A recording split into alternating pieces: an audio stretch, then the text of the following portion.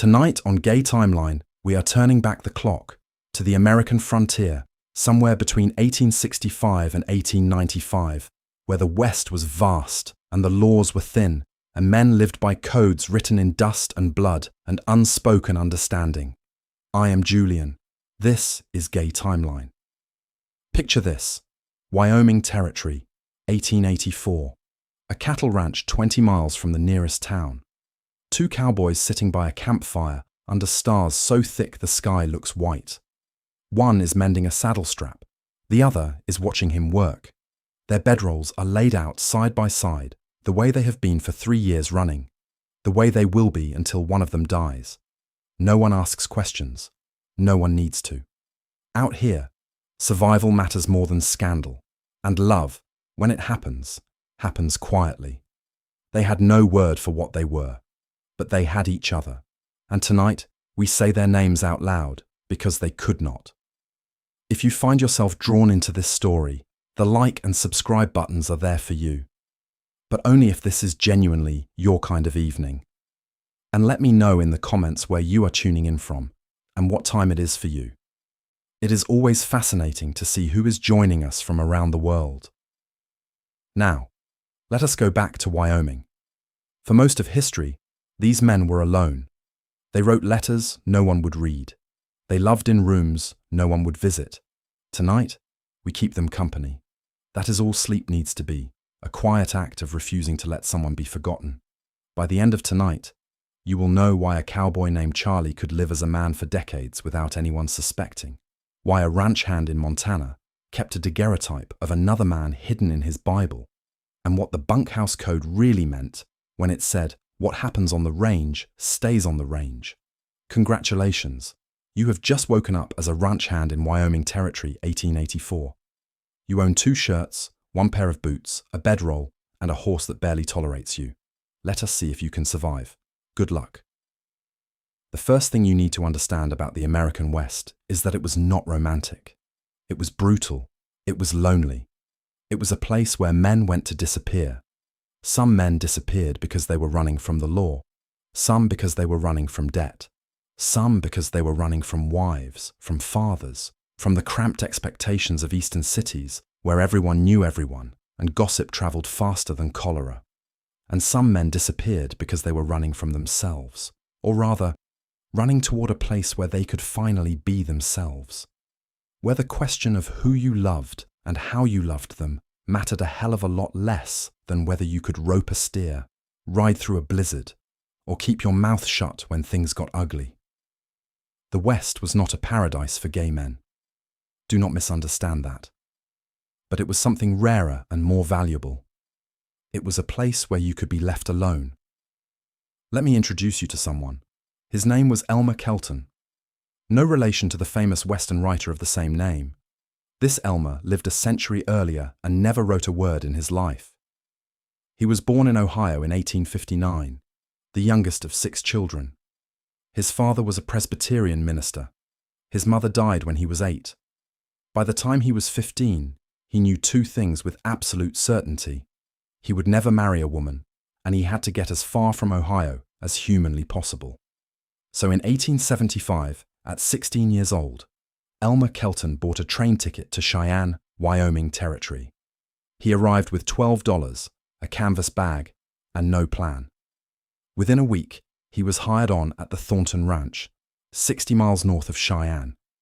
The foreman looked him over, skinny kid, soft hands, city shoes, and said, "You ever worked cattle?" Elmer said, "No, sir." The foreman said, "You willing to learn and keep your mouth shut?" Elmer said, "Yes, sir." The foreman nodded. "Then I do not care where you came from or why you left. You work hard, you eat.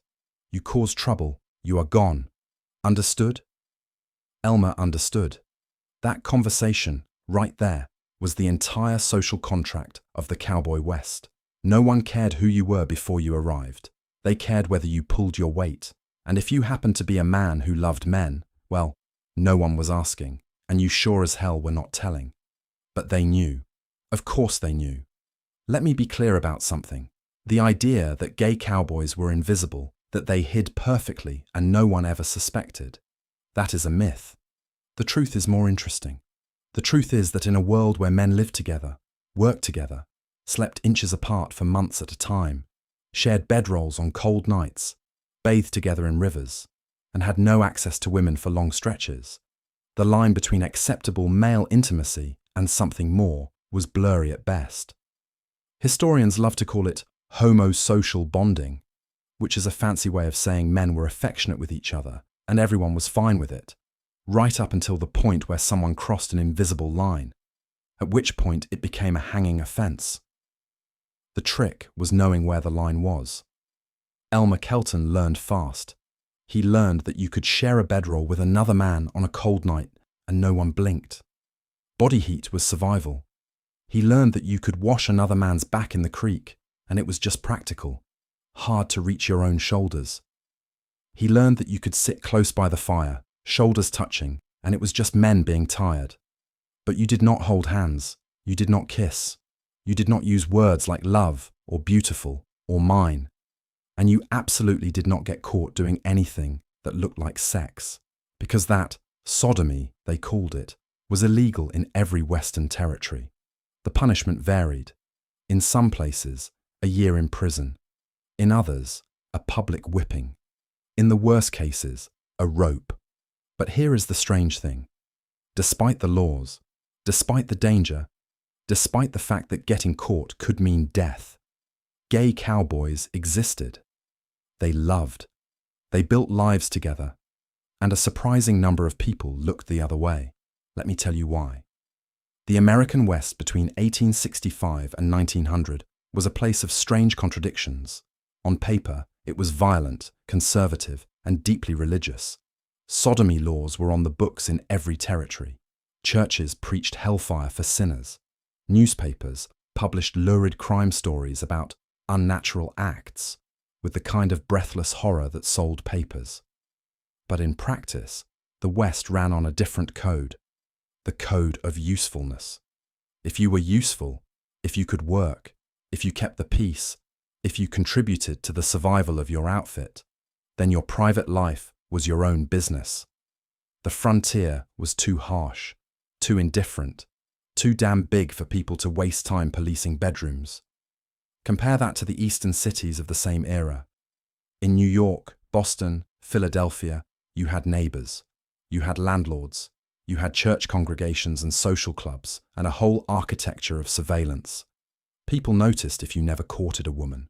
People asked questions, but on a ranch in Montana, 60 miles from the nearest town, no one was watching. The bunkhouse was a world unto itself. 10 to 20 men, living in a single long room, bunks along the walls, a stove in the center, smell of tobacco, sweat, leather, and coffee. At night, someone played a harmonica. Someone else read dime novels aloud. Men mended tack, wrote letters home, played cards for matchsticks. And in that room, a certain kind of relationship could bloom. Not openly, never openly, but quietly. A glance that lingered. A hand on a shoulder that stayed a moment too long. 2 bedrolls moved closer together each night until they were touching. The other men noticed. Of course they noticed. But most of them said nothing. Because the bunkhouse code was simple. What happens here stays here. You did not snitch. You did not gossip. You did not make another man's private business into public scandal. Unless he was a problem. Unless he was lazy or cruel or a thief. Then, suddenly, all his secrets became weapons. Then, someone might let slip to the foreman that so-and-so had been seen doing such and such with what's his name. And that man would be run off the ranch, or worse. But if you were a good worker, if you were well liked, if you pulled your weight, the bunkhouse protected you. Elmer figured this out during his first year at the Thornton Ranch. There was another young ranch hand named Thomas Hurley, Irish, red-haired, 2 years older than Elmer. Thomas had been at Thornton for 3 years and knew the work cold. He taught Elmer how to rope, how to read cattle, how to ride through a thunderstorm without spooking your horse. They became friends. And then, Slowly, carefully, they became more than that. It started with small things. Thomas lending Elma a book, Elma mending a tear in Thomas's shirt, the two of them taking the same watch shifts, riding out together at dawn when the world was still blue and silent. One night in late autumn, after a long day moving cattle to winter pasture, they made camp in a canyon 20 miles from the ranch. Just the two of them. The fire burned low.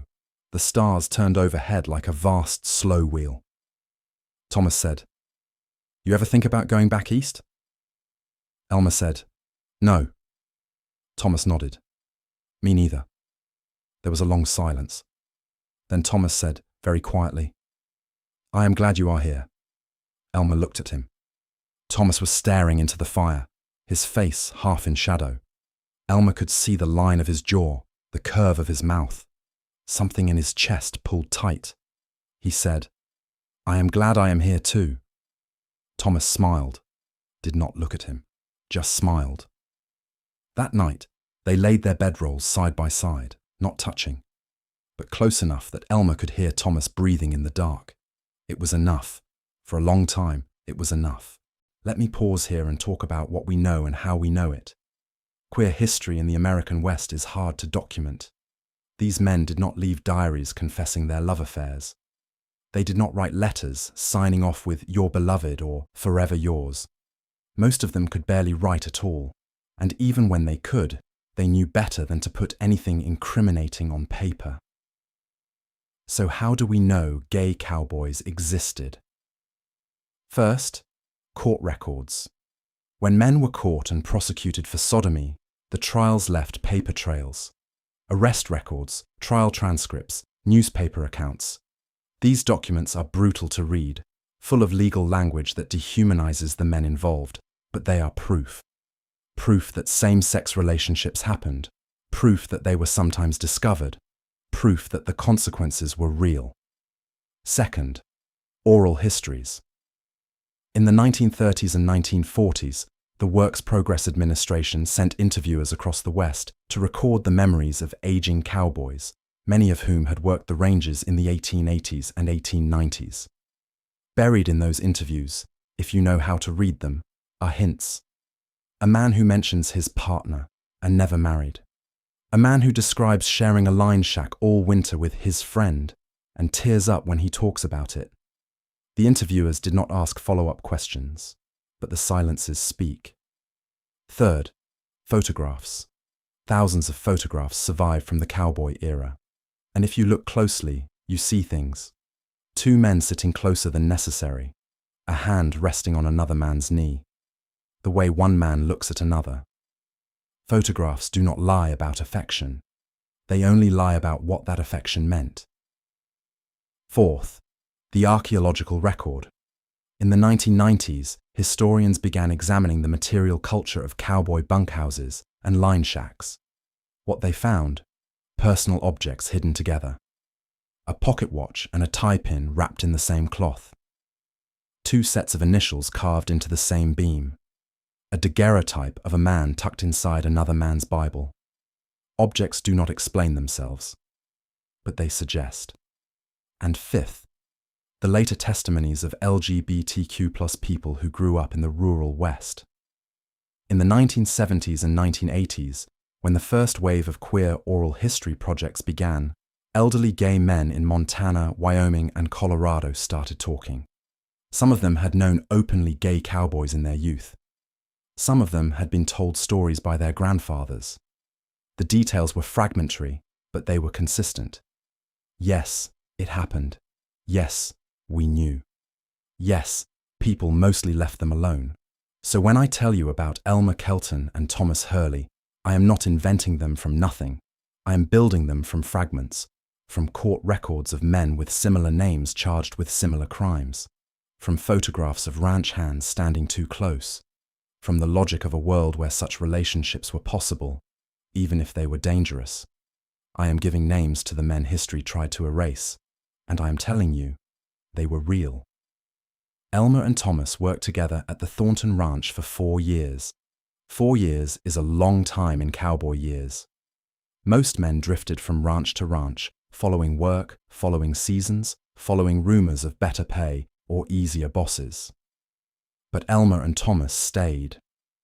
They had found something rare, a place where they could be together, and a crew that did not ask questions. The Thornton Ranch ran about 2,000 head of cattle across 60 square miles of Wyoming grassland. The crew was 15 men, give or take, depending on the season. The foreman was a man named Horace Greaves, 45 years old, Texas-born, with a limp from a horse kick and a voice like gravel in a bucket. Horace ran a tight outfit. You worked hard, you were fed. You slacked off, you were gone. Horace knew about Elma and Thomas. He never said so directly. But once, during a bitter cold snap in January 1879, when the crew was snowed in at the ranch for 2 weeks straight, Horace pulled Elma aside and said, "You and Hurley take the South Line shack next month. Supplies need rotating." Line shacks were small cabins scattered across the range, used by cowboys during winter to keep an eye on distant pastures. Assignments were usually solo, sometimes paired. Sending 2 men to the same shack for a month meant privacy. It meant no one watching. It meant Horace was giving them a gift.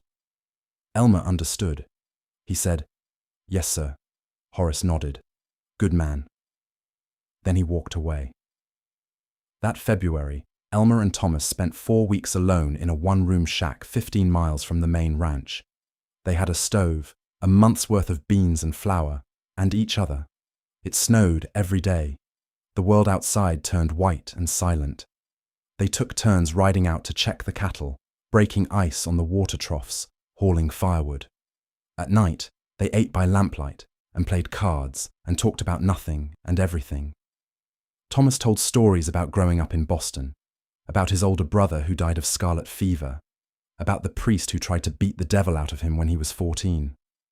Elma talked about Ohio, about his father's sermons, about the girls at church who looked at him like a puzzle they could not solve. One night, Thomas said, "Do you ever wish it was different?" Elma said, "What do you mean?" Thomas gestured vaguely.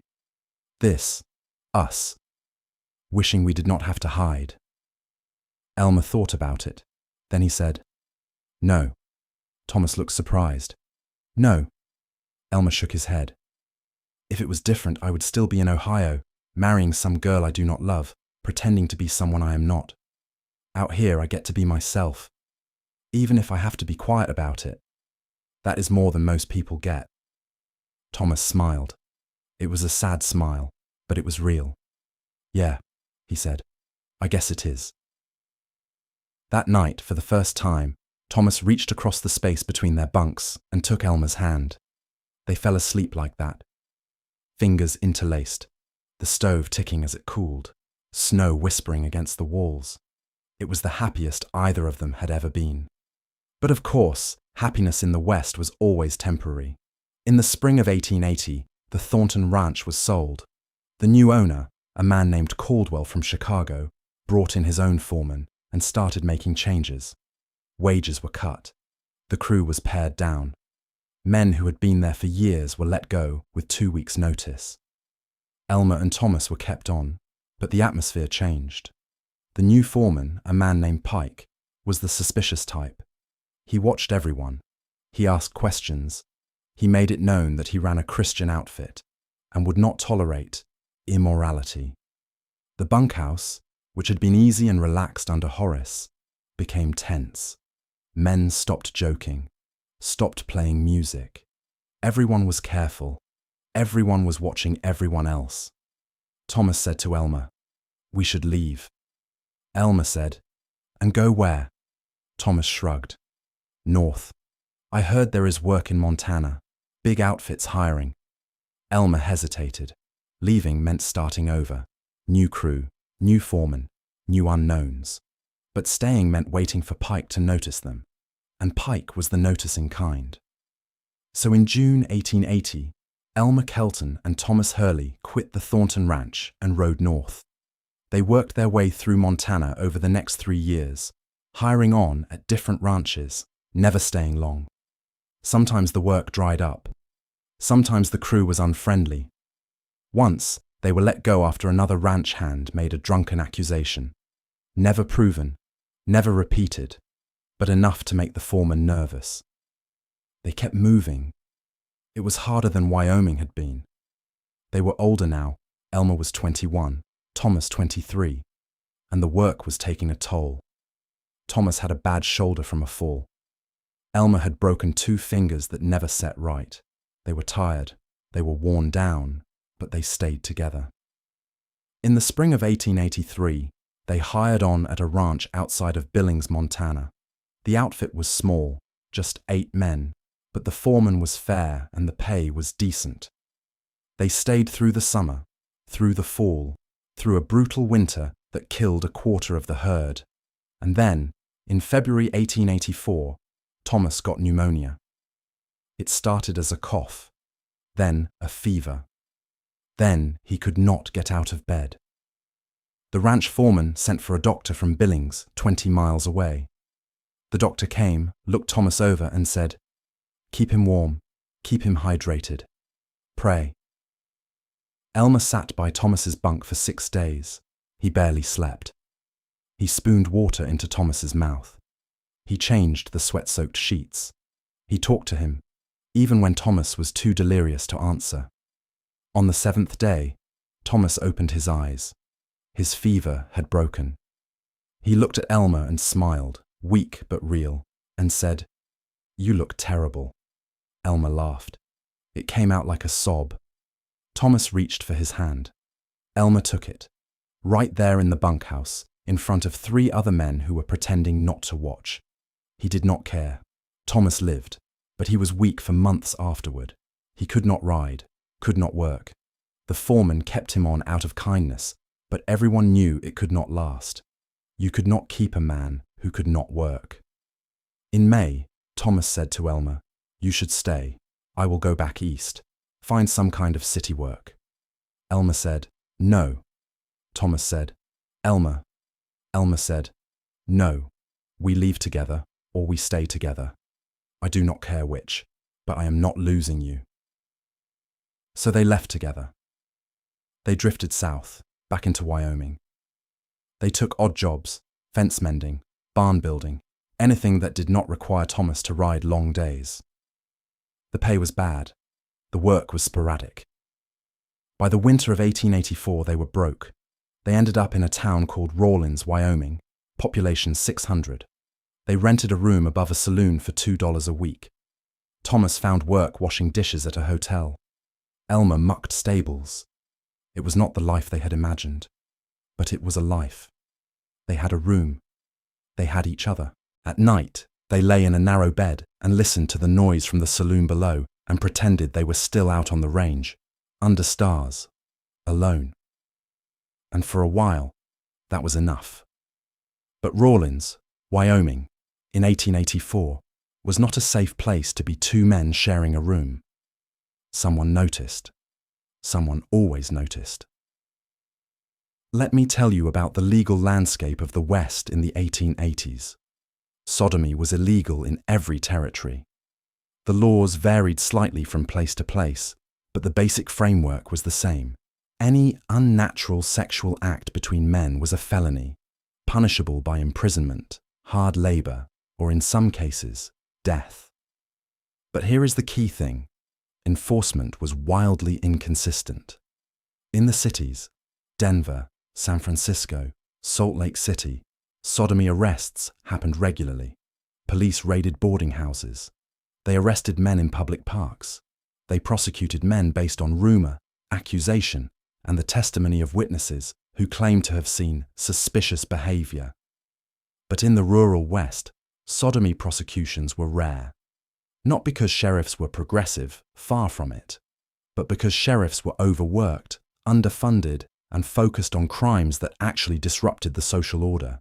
Murder, theft, claim jumping, cattle rustling. 2 men living quietly together, not a priority, unless someone made it a priority. In Rawlins, that someone was a man named Samuel Dwyer. He was the owner of the saloon below Elma and Thomas's room. 40 years old, pious, mean. He had opinions about everything and a particular hatred for anything he considered immoral. Dwyer noticed that Elma and Thomas shared a room. He noticed that they came and went together. He noticed that they never talked about wives or sweethearts, and he started talking. First, he talked to his customers. Those two boys upstairs.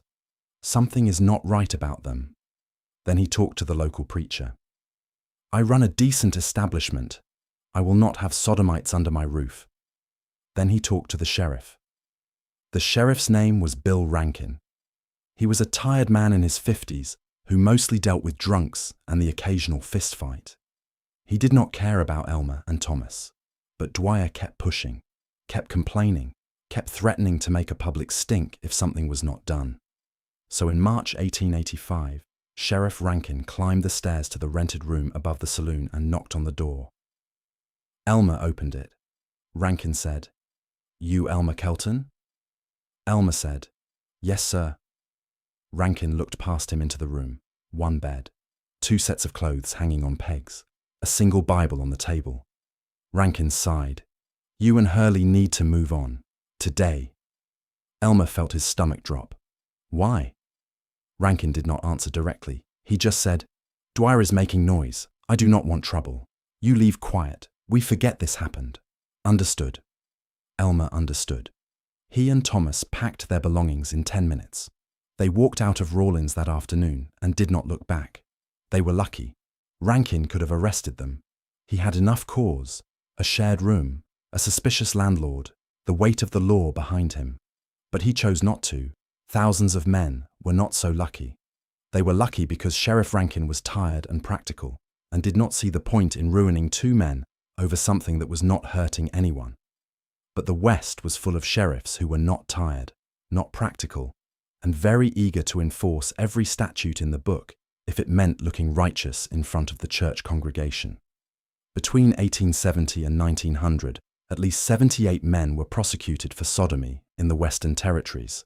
That is the documented number, court records that survived, cases that made it to trial. The real number was certainly higher. Many arrests never went to trial. Many trials were never recorded, and many incidents were handled with a rope and a tree and no paperwork at all. Let me tell you about some of them. In 1877, in Silver City, Nevada, two miners named James Butler and William Chalmers were arrested after a boarding house keeper reported suspicious sounds coming from their shared room. They were tried, convicted, and sentenced to 10 years hard labor at the Nevada State Prison. Butler died of typhoid fever after 3 years. Chalmers served the full sentence and was released in 1887, 42 years old, broken in health, with nowhere to go. He disappeared from the record after that. No one knows what happened to him. In 1881, in Cheyenne, Wyoming, a cowboy named George Loomis was arrested after being seen kissing another man behind a livery stable. He was convicted and sentenced to 5 years. The trial transcript, still preserved in the Wyoming State Archives, describes the kiss in language so lurid and dehumanizing that it reads like pornography, written by Puritans. Loomis was 23 years old. He served 3 years and was released early for good behavior. He left Wyoming and moved to San Francisco, where he lived under a different name until his death in 1904. In 1889, in Deadwood, South Dakota, two ranch hands named Samuel Crane and Thomas Mitchell were caught by a foreman who walked into the bunkhouse unexpectedly. They were not given a trial. They were beaten, tied to horses, and dragged out of town. One of them, accounts differ on which, died from his injuries. The other survived and made it to a nearby town, where he told his story to a sympathetic doctor. The doctor wrote it down. That letter survived. It is housed in a university archive now, yellowed and fragile. It is one of the only first-hand accounts we have of extrajudicial violence against gay cowboys. These men were not abstractions. They were not statistics. They were real. They had names. They had lives. They loved, and they were punished for it. And here is the thing that will make you angry. In many cases, the men who turned them in were men they had lived with, worked with, shared meals and campfires and long nights under the stars with. Men who had known exactly what was happening and said nothing, until it became convenient to say something, because that is how power works. Tolerance is not the same as acceptance, and tolerance can be revoked the moment it becomes inconvenient. Elma and Thomas knew all of this. Every gay man in the West knew it. You lived with the knowledge that at any moment someone could decide you were a problem. And once that happened, the law would not protect you. The crew would not protect you. You would be alone. So you were careful. You were quiet. You kept moving. And you hoped your luck held. After leaving Rawlins, Elma and Thomas drifted west into Utah territory. They found work on a ranch outside of Ogden, a sprawling operation that ran sheep instead of cattle. The work was different. Sheep were stupider and more fragile than cattle, and the pay was worse. But the foreman did not ask questions, and the bunkhouse was half empty, which meant privacy. They stayed for 8 months. It was quiet. It was peaceful. It was the closest thing to normal they had known in years. And then Thomas said he wanted to leave. Not the ranch, the West. They were sitting outside the bunkhouse one evening in late September, watching the sun set over the Wasatch Mountains. The air was cooling, autumn coming on. Thomas had been quiet all day, which was unusual. Finally, he said, "I have been thinking about San Francisco." Elma looked at him. "What about it?" Thomas shrugged. "Heard there are more people like us there, that you can live quieter, safer." Elma said, "You have heard that about every city. It is never true." Thomas shook his head. "This is different. I met a guy in Rawlins back before we left. He told me about a boarding house south of Market Street. Said it is run by a woman who does not ask questions. Said there are men there who—" He stopped, then started again. "He said it is a place you can breathe." Elma was quiet for a long time. Then he said, "You want to leave the range?" Thomas nodded. "I'm tired, Elma. I'm 30 years old and I'm tired. I want to sleep in a real bed. I want to not worry every day that someone is going to notice us. I want—" He stopped, looked away. "I want a life, a real one, not just surviving." Elma understood. Of course he understood. He was tired too. Tired of moving. Tired of hiding. Tired of the constant low-level fear that one day their luck would run out. But he also knew that cities were dangerous in their own way. Concentrated populations meant concentrated scrutiny. Police, arrests, trials. San Francisco had a reputation as a more tolerant place, but it also had sodomy laws and a police force that enforced them. Still, Thomas wanted to go. And Elma had promised himself years ago that wherever Thomas went, he would follow. So in October 1885, they quit the ranch in Utah and bought train tickets to San Francisco. They arrived on a foggy morning in early November. The city was loud and crowded and overwhelming. Buildings stacked on top of each other, streetcars clanging, the smell of salt water and coal smoke and humanity pressed together. They found the boarding house Thomas had heard about. It was on Folsom Street, a narrow 3-story building that leaned slightly to one side. The landlady was a woman named Mrs. Callahan, 60 years old, Irish, with a face like a dried apple and eyes that missed nothing. She looked them over. "You boys together?" Thomas hesitated. Elma said, "Yes, ma'am." Mrs. Callahan nodded. $3 a week. Room on the 3rd floor. Rent is due Fridays. No noise after 10. No fighting. No stealing. If the police come around, you were never here. Understood?" They understood. The room was small. One narrow bed, one window that looked out onto a brick wall, a single chair, a wash basin. It was the size of a horse stall, but it was theirs. And for the first time in 5 years, they did not have to share it with a bunkhouse full of men. That first night, they lay in the narrow bed, pressed together because there was no room to be apart, and listened to the sounds of the city. Voices through the walls, footsteps on the street below, a piano playing somewhere distant. Thomas said, "Do you think we made a mistake?" Elma said, I do not know. Thomas laughed quietly. Honest, at least. Elma kissed the top of his head. We will figure it out. And they did. Sort of. Thomas found work as a stock clerk in a dry goods store. Elma found work on the docks, loading freight. The pay was better than ranch work, but the hours were longer and the work was harder. At the end of each day, they came back to the tiny room on Folsom Street, too tired to talk, and fell asleep tangled together. It was not the life they had imagined, but it was a life, and for a while, it was enough. Let me tell you about queer San Francisco in the 1880s. The city had a reputation, even then, as a place where certain kinds of people could live with a bit more freedom than elsewhere. That reputation was not entirely undeserved. San Francisco was a port city, a gold rush city, a place built by people who had come from somewhere else to reinvent themselves. It had always been a place where you could disappear into the crowd, but it was not safe. The San Francisco Police Department had a dedicated moral squad whose entire job was to arrest people for vice crimes, prostitution, gambling, and sodomy. They raided boarding houses. They staked out parks and bathhouses. They used informants and undercover officers. Between 1880 and 1890, the SFPD arrested an average of 30 men per year on sodomy charges. Most of those men were working class, dock workers, waiters, labourers, men who could not afford lawyers, who had no family to bail them out, who disappeared into the city jail and sometimes never came out.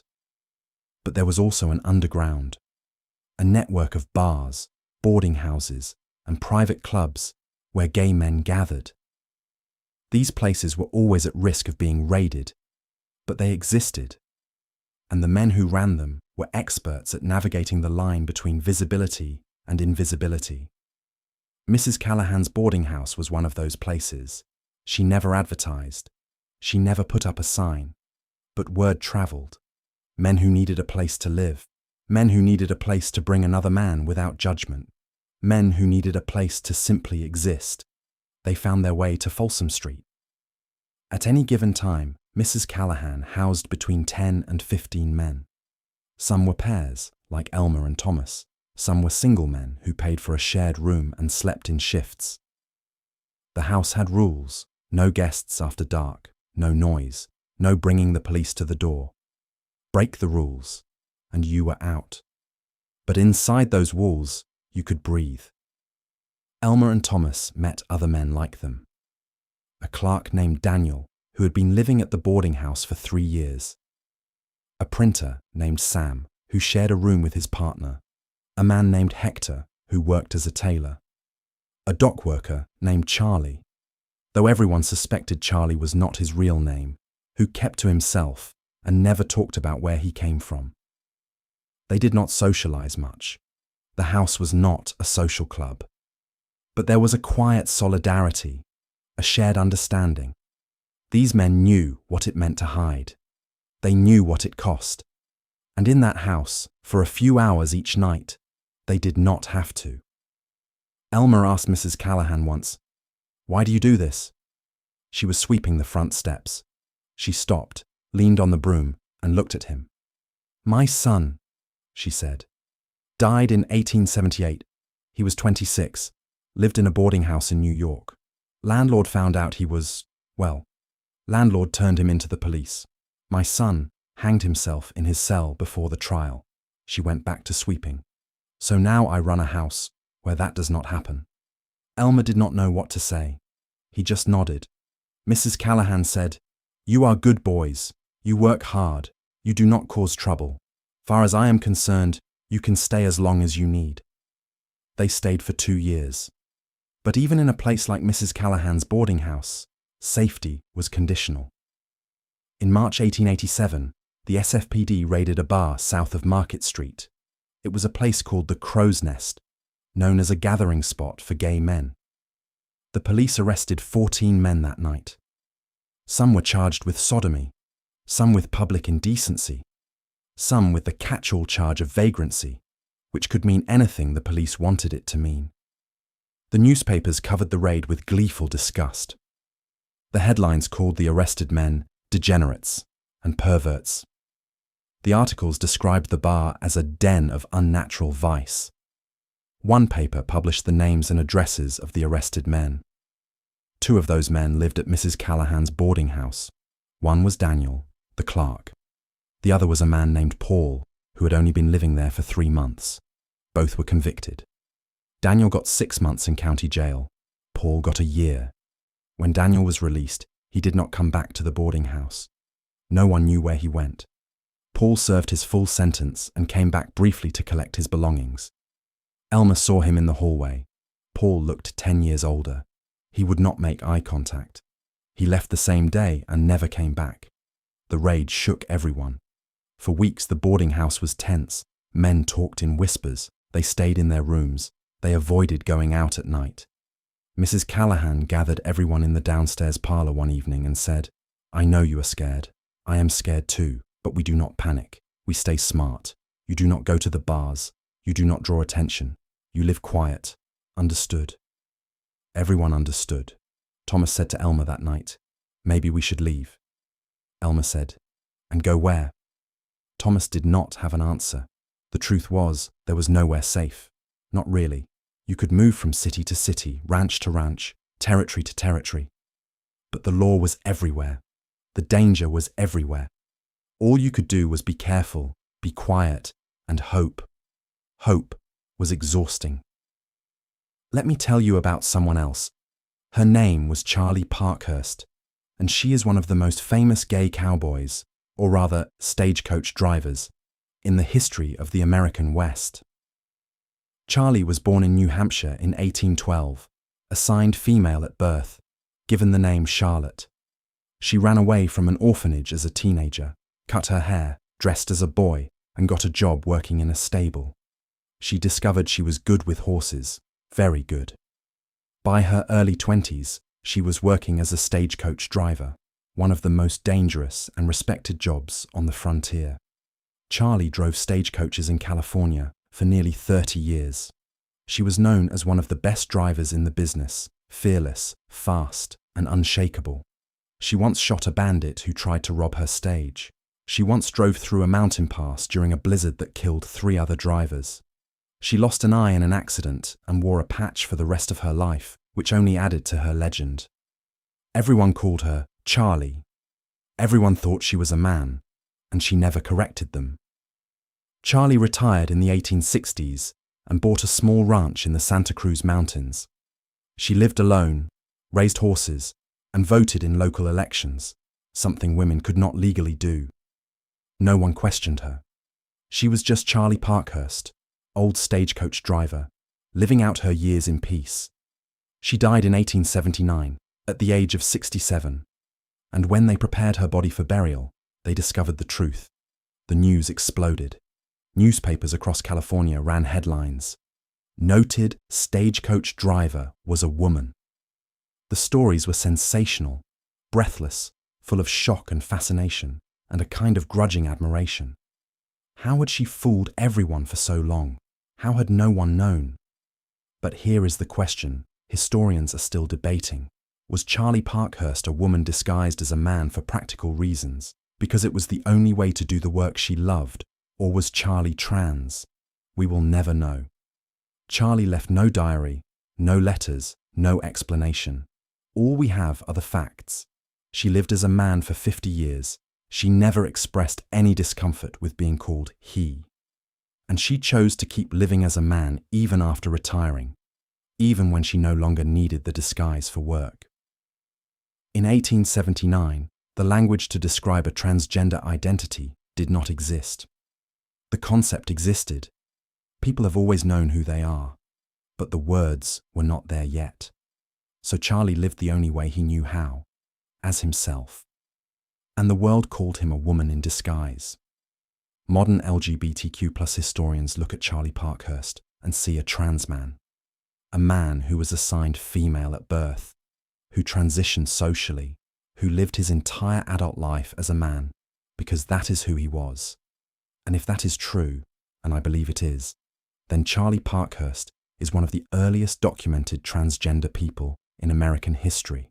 A trans cowboy who drove stagecoaches, shot bandits, voted illegally, and lived exactly the life he wanted. He was not the only one. There are at least a dozen documented cases of people assigned female at birth who lived as men in the American West. Some of them were discovered after death, like Charlie. Others were discovered during their lifetimes and faced exposure, scandal, and sometimes violence.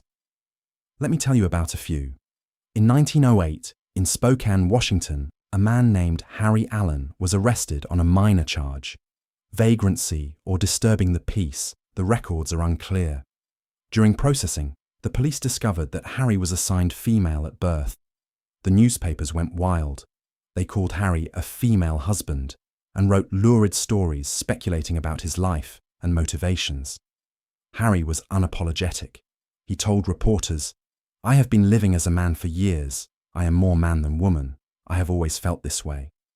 He was sentenced to a few months in jail for masquerading and released. After that, he disappeared from the public record. In 1914 in San Francisco, a dock worker named Jack B. Garland died suddenly at the age of 67. The coroner discovered that Jack had been assigned female at birth. The newspapers published sensational stories.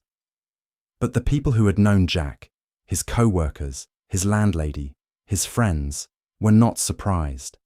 Many of them had known or suspected, and they had kept his secret because they liked him, respected him, and saw no reason to out him. In 1903, in Butte, Montana, a miner named Sammy Williams was injured in a mining accident. When the doctor examined him, he discovered that Sammy was assigned female at birth. The story spread quickly. Sammy was fired from the mine and run out of town. He moved to Seattle and found work under a different name. He lived as a man for the rest of his life and died in 1934. These people were not women disguised as men. They were men, transgender men, by modern understanding. And the West, for all its violence and danger, was one of the few places where it was possible, just barely possible, to live as yourself. Because the West did not care about paperwork. It did not care about birth certificates or legal names. It cared whether you could do the work. And if you could do the work, no one asked questions. Until they did.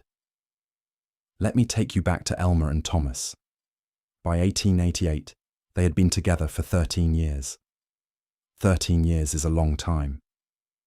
Long enough that the initial fire of young love had settled into something steadier, something quieter. They knew each other completely. They knew each other's silences, each other's fears, each other's tells. Thomas still worked at the dry goods store. Elma still worked on the docks.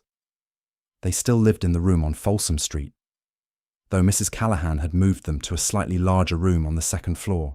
They had a real bed now, a small table, 2 chairs, a window that looked out onto the street instead of a brick wall. It was not much, but it was theirs. And then, in the summer of 1888, Thomas got sick again. It started the same way it had started in Montana 5 years earlier. A cough, a fever, exhaustion.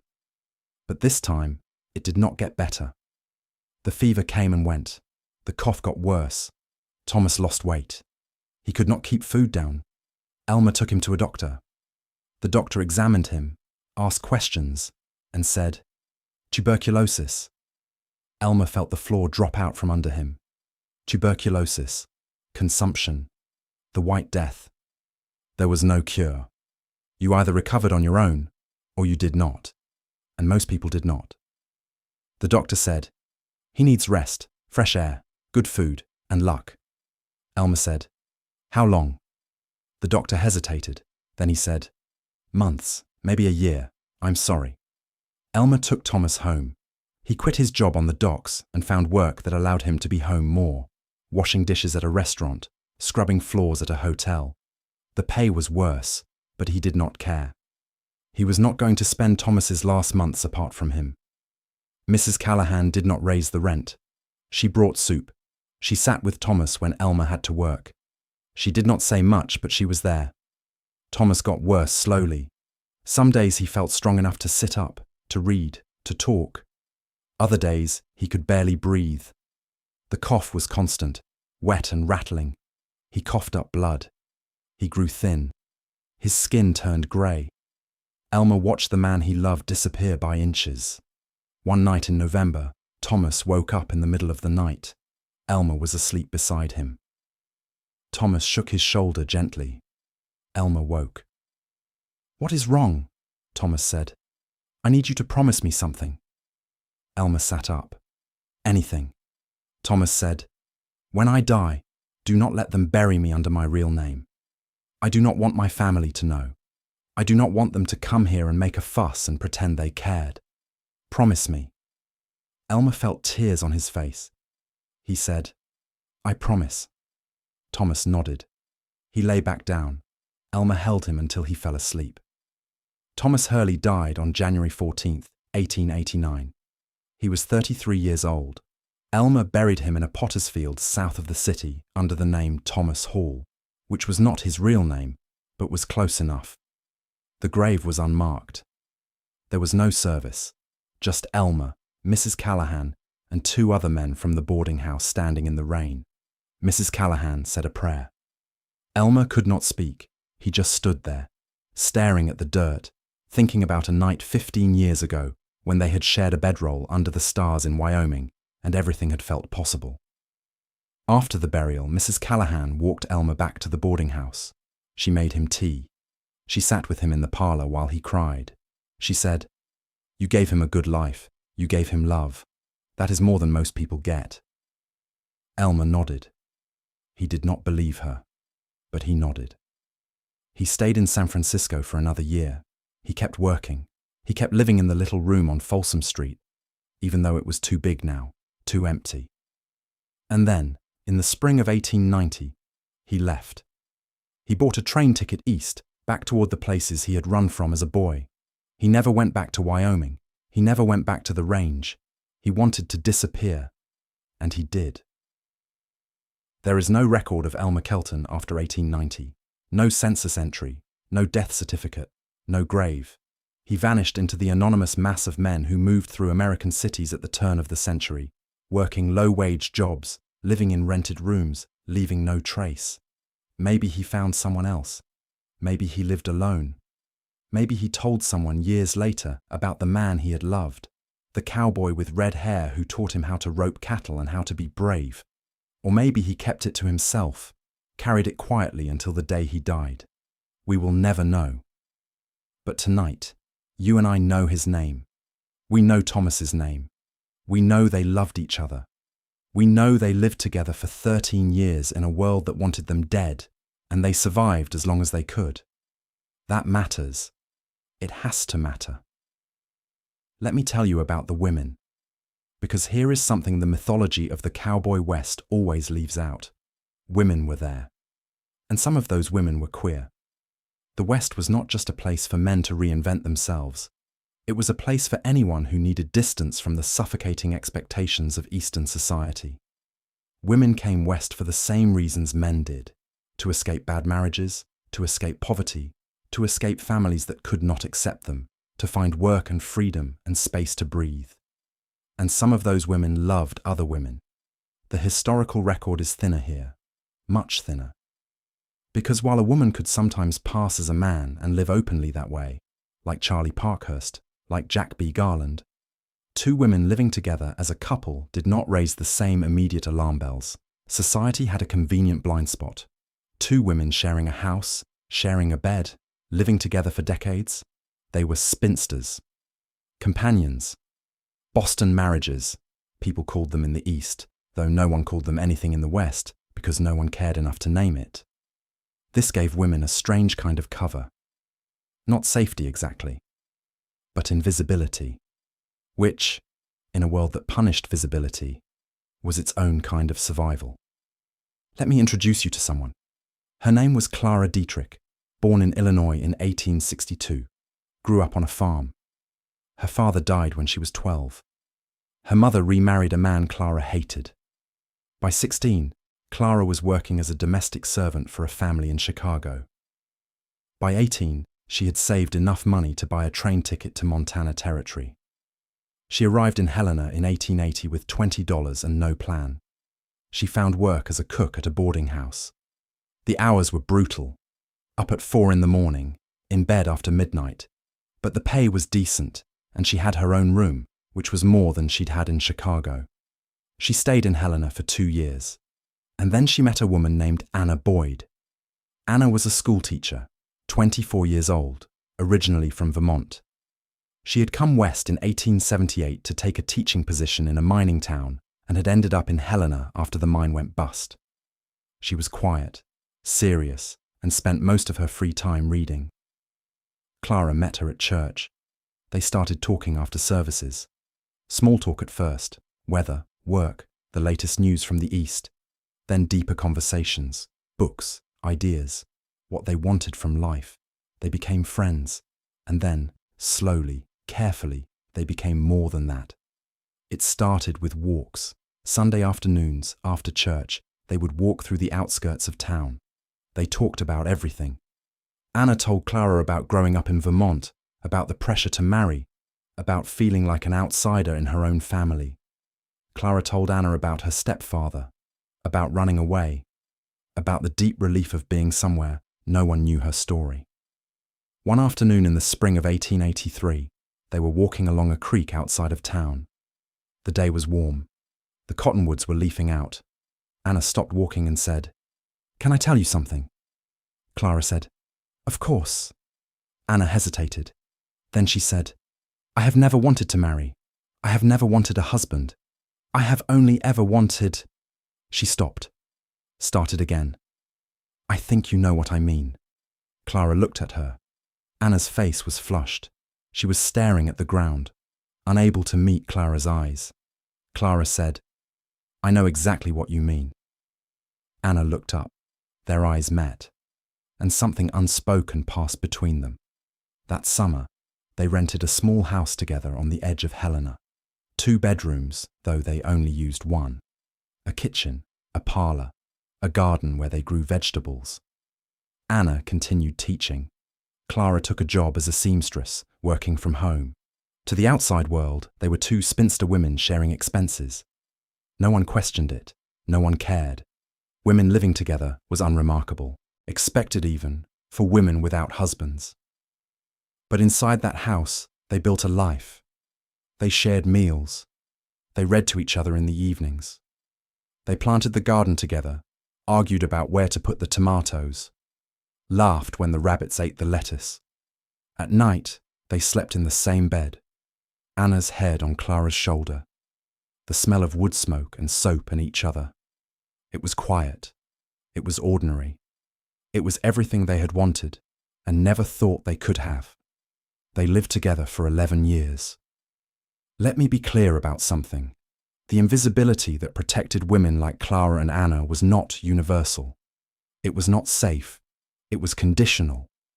If you were 2 women living together and you kept up appearances, if you dressed modestly, attended church, did not make a scene, then society mostly left you alone. You were eccentric maybe, a little odd, but not threatening. But if you stepped outside those boundaries, if you dressed in men's clothing, if you were too loud, too visible, too obviously not performing femininity correctly, then the invisibility vanished. Then you became a problem. Then society noticed, and society was not kind. There are documented cases of women being arrested for masquerading as men, for cross-dressing, for being in public spaces where women were not supposed to be. The charges were vague: disorderly conduct, vagrancy, public indecency.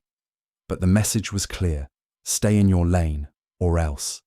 And if 2 women were caught being sexual together, the consequences could be severe. Not as severe as for men. The law was obsessed with sodomy between men in a way it was not about women, but severe enough. Women were sent to asylums. They were committed by their families for hysteria or moral insanity. They were subjected to treatments designed to cure them: isolation, cold baths, forced labor, sometimes worse. The West was freer than the East in some ways, but it was not free. Clara and Anna knew this. They were careful. They played their roles in public: polite, demure, unremarkable. In private, they were themselves, and for 11 years it worked. Then Anna got sick. It was not sudden like Thomas's illness, it was slow, a pain in her stomach that would not go away, weight loss, fatigue. By the time she saw a doctor, the cancer was advanced. The doctor said there was nothing to be done. Anna died in the spring of 1894. She was 38 years old, Clara was 32, and suddenly she was alone. The house felt enormous and empty. Clara could not afford it by herself, so she moved into a boarding house. She kept working as a seamstress. She went through the motions of living, but she was hollow. People asked if she was all right. She said she was fine. She said she missed her friend. She said she was managing. No one understood that she was grieving the way a widow grieves, because she could not say it out loud. She had no language for what Anna had been to her. Friend was not enough. Companion was not enough. But she had no other words, so she carried it alone. Clara lived another 43 years. She never lived with anyone else. She never spoke publicly about Anna, but she kept a photograph of Anna on her dresser until the day she died in 1937, at the age of 75. The photograph is in a museum now. Clara and Anna standing side by side, unsmiling, in front of their house in Helena. You can see the garden behind them. You can see Anna's hand resting on Clara's shoulder. If you did not know what to look for, you would see two friends. But if you know, if you understand the language of queer history, the vocabulary of silences and hints and photographs that hold more than they show, then you see it. You see love. Let me tell you about the spaces where queer people gathered in the West. They were not bars mostly. Not in the 1880s and 1890s. Bars came later, in the cities, in the early 20th century. In the cowboy era, the gathering spaces were quieter, more informal, more hidden. Boarding houses, like Mrs. Callahan's in San Francisco. Rooming houses where landladies looked the other way. Certain hotels where the clerks knew not to ask questions. Private homes where trusted friends gathered. And the range itself. Because here is the thing about the open spaces of the West. They were surveilled differently than the cities. In a city, you had neighbors, landlords, police walking beats. Someone was always watching. But on the range, 20 miles from the nearest town, a line shack in the middle of nowhere, a camp in a canyon where no one passed, you had privacy, not safety. Privacy is not the same as safety. You could still be discovered. A foreman could ride up unexpectedly. A fellow ranch hand could come back early. The danger was always there. But so was the possibility of being alone with the person you loved. Really alone. No walls between you and the stars. That privacy mattered. It created space for relationships to exist. Not openly, not publicly, but real. Cowboys would request to be paired together for line shack duty. They would volunteer for the long cattle drives, where they would be away from the main ranch for weeks. They would find reasons to ride out together, to share watches, to spend time alone. And their fellow cowboys mostly understood what was happening. Some of them cared, some of them did not. It depended on the crew, the foreman, the unspoken culture of the outfit. But the range gave them space, and space, in a world that wanted them erased, was everything. Let me tell you about a place called the Wyoming Stock Growers Association. In the 1880s and 1890s, the cattle industry in Wyoming was controlled by a small group of wealthy ranchers who formed an association to protect their interests. They hired range detectives to catch cattle rustlers. They blacklisted workers who caused trouble. They essentially ran the territory like a private fiefdom. One of the things the association did was keep records, detailed records, of cattle brands, of property disputes, of employees hired and fired across dozens of ranches. And buried in those records, if you know where to look, are hints of queer lives. In 1887, a range detective named Tom Horn, who would later become infamous for his role in the Johnson County War, filed a report about 2 ranch hands he had been sent to investigate. The ranch owner suspected them of cattle rustling. Horn's report concluded that they were not stealing cattle, but he noted in his terse, factual style, that the two men lived as man and wife, and that this was known to the crew but tolerated. Horne recommended no action. The men were good workers, the cattle were accounted for. As far as Horne was concerned, the case was closed. The two men stayed on at the ranch for another 3 years. Then they disappear from the record. We do not know their names. Horne did not write them down, or the page was lost. But we know they existed. We know they lived together openly enough that the crew knew. And we know they were tolerated. That word, tolerated, appears over and over in the historical record. Not accepted, not celebrated, tolerated. It is a conditional word, a contingent word. It means, we will let you exist as long as you are useful, as long as you do not make trouble, as long as we do not have a reason to care. Tolerance is not love. But for queer people in the 19th century West, tolerance was sometimes the best you could hope for, and sometimes it was enough to build a life on. Let me tell you about another kind of queer cowboy, the ones who were never cowboys at all. Because the mythology of the West is so strong, so all-consuming, that we forget. Most people in the West were not cowboys. They were shopkeepers, cooks, laundresses, blacksmiths, doctors, teachers, saloon owners, sex workers. The vast infrastructure of people who made frontier towns function. And among those people were queer lives, lived quietly in the margins. In Dodge City, Kansas, in the 1880s, there was a seamstress named Margaret Dawson who lived with another woman named Ellen Price for 22 years. They ran a dressmaking business together. They were well respected in town. When Ellen died in 1891, Margaret wore mourning black for 2 years. No one thought it was strange. Women were expected to mourn their close friends. In Deadwood, South Dakota, in the 1870s, there was a saloon owner named Al Swearingen. Yes, the same man dramatized in the TV show Deadwood, though the real man was worse, who employed several gay men as bartenders and dealers. Swearingen did not care who his employees slept with, as long as they showed up on time and did not steal.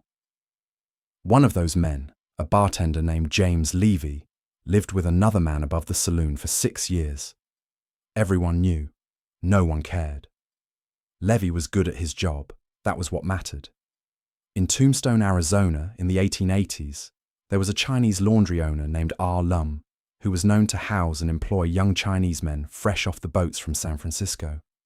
Some of those men were likely his lovers. The white residents of Tombstone did not pay much attention to what happened in the Chinese Quarter. Racism created its own kind of invisibility. That invisibility was oppressive and dehumanizing, but it also created spaces where queer relationships could exist without white scrutiny. These lives were not dramatic. They were not the stuff of legends. They were ordinary, quiet, people working, living, loving, surviving.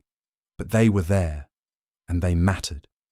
Let me tell you about the Panic of 1893. It was an economic collapse that hit the entire United States, but it devastated the West. Banks failed. Railroads went bankrupt. The price of silver crashed, which destroyed the mining industry. Ranches folded. Thousands of men lost their jobs. For queer people living on the economic margins, and most queer people were on the margins, it was catastrophic. Suddenly, there was no work. Suddenly, the tolerance that had allowed you to exist evaporated because everyone was desperate, and desperate people look for scapegoats. Suddenly, the boarding houses shut down because no one could pay rent. Suddenly, the quiet arrangements that had sustained queer lives fell apart. Men who had been tolerated on ranches were let go first. Women who had been living together lost their jobs and had to move back in with family, which meant separating. People who had built fragile, hidden lives watched those lives collapse. Some people survived the panic. They moved, found new work, rebuilt. Others did not. The suicide rate spiked. The arrest rate spiked. Police in cities like San Francisco and Denver cracked down on vagrancy. which meant arresting homeless people, which included a lot of queer people who had lost their housing. The Panic of 1893 lasted 4 years. By the time the economy recovered, the West had changed. The open range was closing. Barbed wire was going up everywhere. The big cattle drives were ending. Ranches were getting smaller, more controlled, more corporate. The era of the cowboy, the lone man on horseback, drifting from job to job, living by his own rules, was ending. And with it, the particular kind of freedom that had allowed queer cowboys to exist was ending too. But let me tell you about someone who survived. His name was Edward "Ed" Donnelly, born in Missouri in 1871. Came to Wyoming in 1889, at 18, and hired on as a ranch hand. Worked cattle for 6 years. During that time, he had a relationship with another cowboy named Sam, last name unknown. When the panic hit, Ed lost his job. He and Sam drifted south into Colorado, looking for work. They found occasional day labor, but nothing steady. By 1895, they were broke and desperate. Sam said, "I am going back to Missouri. My brother has a farm. He will take me on." Ed said, "What about me?" Sam looked at him. "You know you cannot come." Ed knew. Sam's family did not know about him. Could not know. Sam said, "Come with me as far as Kansas City. We will figure something out." So they went. They hopped freight trains, walked when they had to, slept rough. It took them 3 weeks to get to Kansas City. When they arrived, Sam said, "I have to go alone from here." Ed understood. He had always understood, but understanding did not make it easier. They stood on a train platform. Around them, people rushing, porters shouting, the hiss of steam engines. Sam reached out and shook Ed's hand. A normal handshake. Nothing that would draw attention. But he held on a moment too long, and Ed felt Sam press something into his palm. It was a silver pocket watch, engraved on the back, SM 1891. Sam said, "So you do not forget." Ed said, "I could never forget." Sam nodded. He turned and walked toward the train. He did not look back. Ed stood on the platform until the train disappeared. Then he walked out into Kansas City with a pocket watch, $12, and no idea what to do next. He survived, though. He found work in a stockyard. He rented a room in a boarding house. He lived quietly. He never married. He never talked about Sam. But he kept the watch. Ed Donnelly died in 1947 at the age of 76 in a veterans' home in Denver. Among his belongings was a silver pocket watch engraved SM 1891. The staff at the home did not know what it meant. They put it in a box with his other effects and sent it to a distant cousin who sold it at an estate sale. The watch is in a private collection now. The owner does not know the story, but you and I do. We know it was a love token. We know it was carried for 52 years by a man who never forgot the cowboy he loved on a ranch in Wyoming, when they were both young and the world was wide open. That has to mean something. Let me tell you about language. One of the hardest things about studying queer history in the American West is that the people we are studying did not have the words we have now.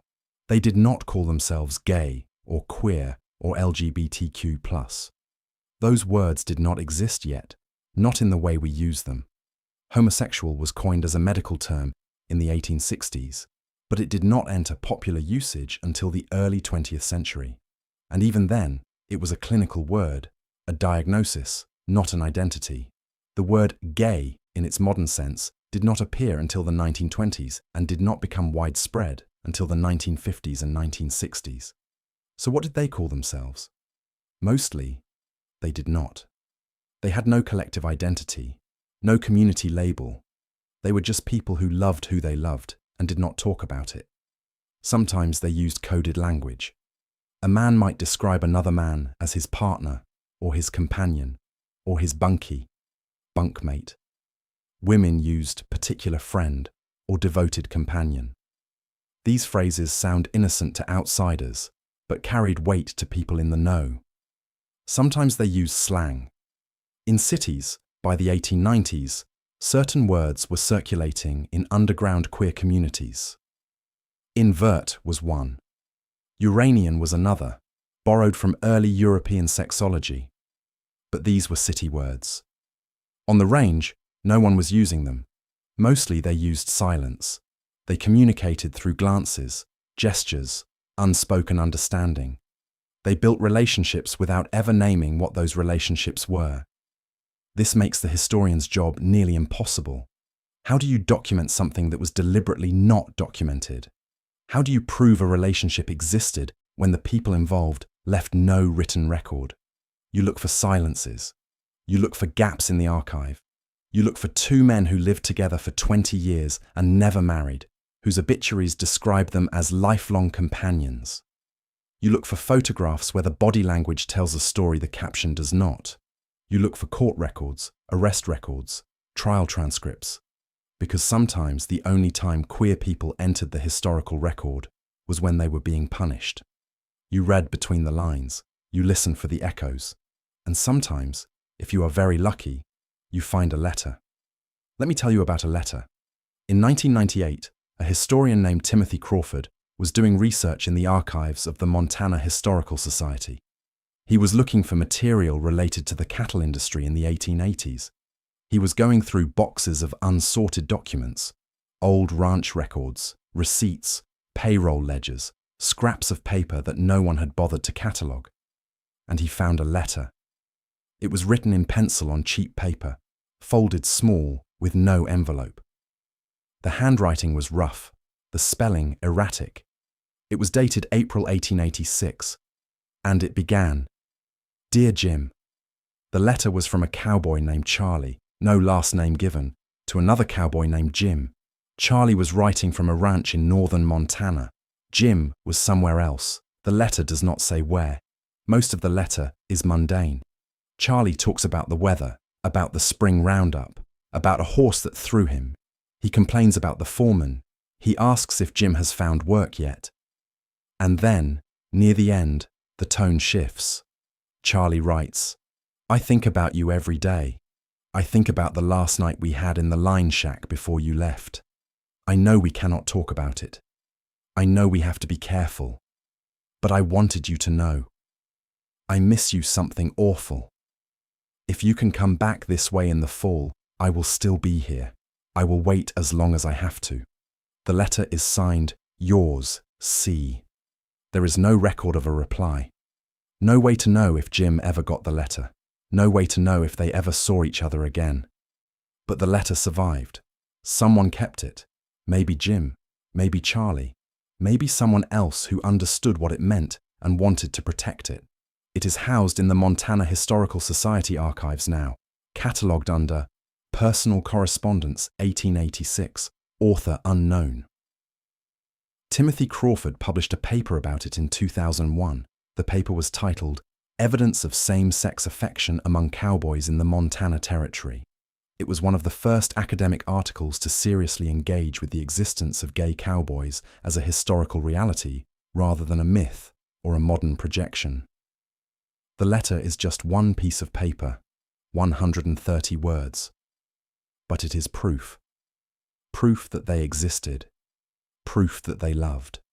Proof that they knew they had to hide, but they wrote the letters anyway. Let me tell you what happened to the mythology. By the early 20th century, the era of the open range was over. The cowboy became a figure of nostalgia, a symbol of a lost American past. Writers, artists, and later filmmakers turned the cowboy into a hero. Rugged, independent, heterosexual, usually white. The real cowboys, the black cowboys, the Mexican vaqueros, the Native American cowboys, the gay cowboys, were written out of the story. Hollywood made hundreds of westerns between the 1920s and the 1960s. In those films, cowboys were stoic loners who loved their horses more than people.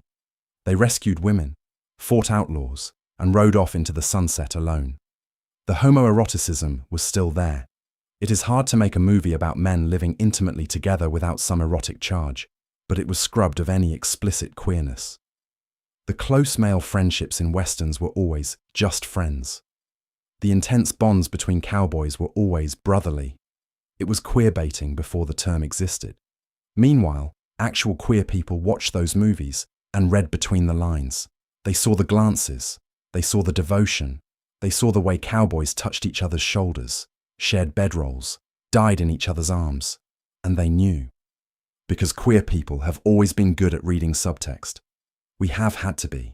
In the 1950s and 1960s, when the gay rights movement was just beginning to find its voice, queer historians started looking backward.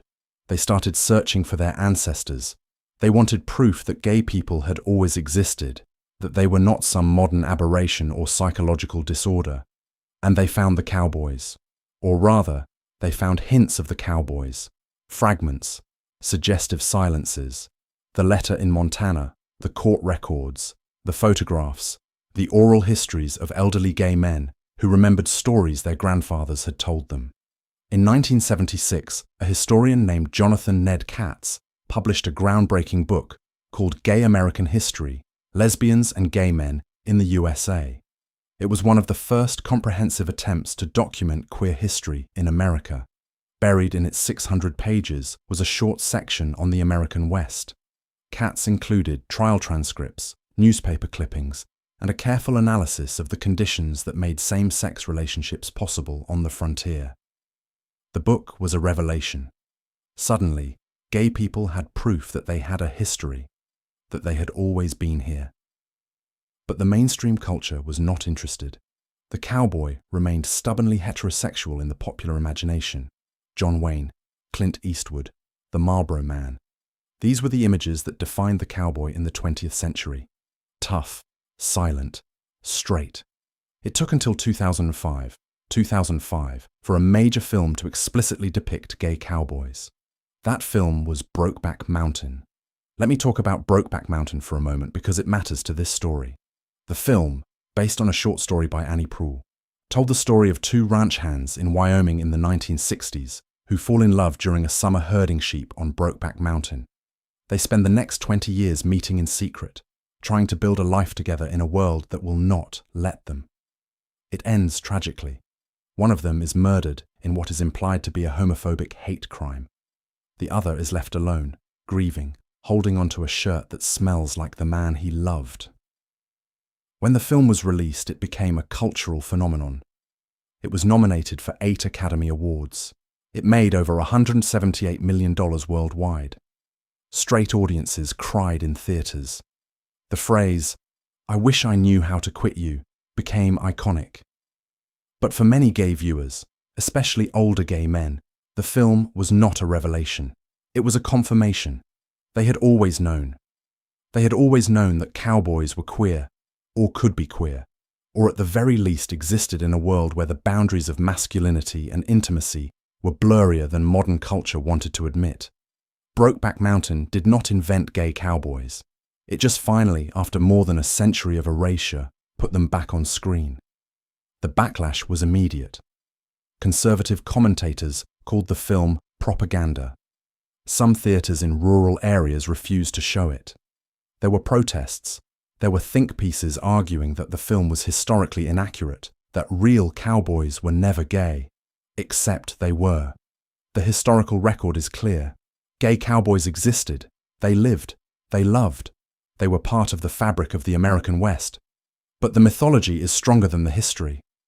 The mythology of the straight cowboy, the rugged individual, the heterosexual hero, that story is too valuable to American culture to let it go.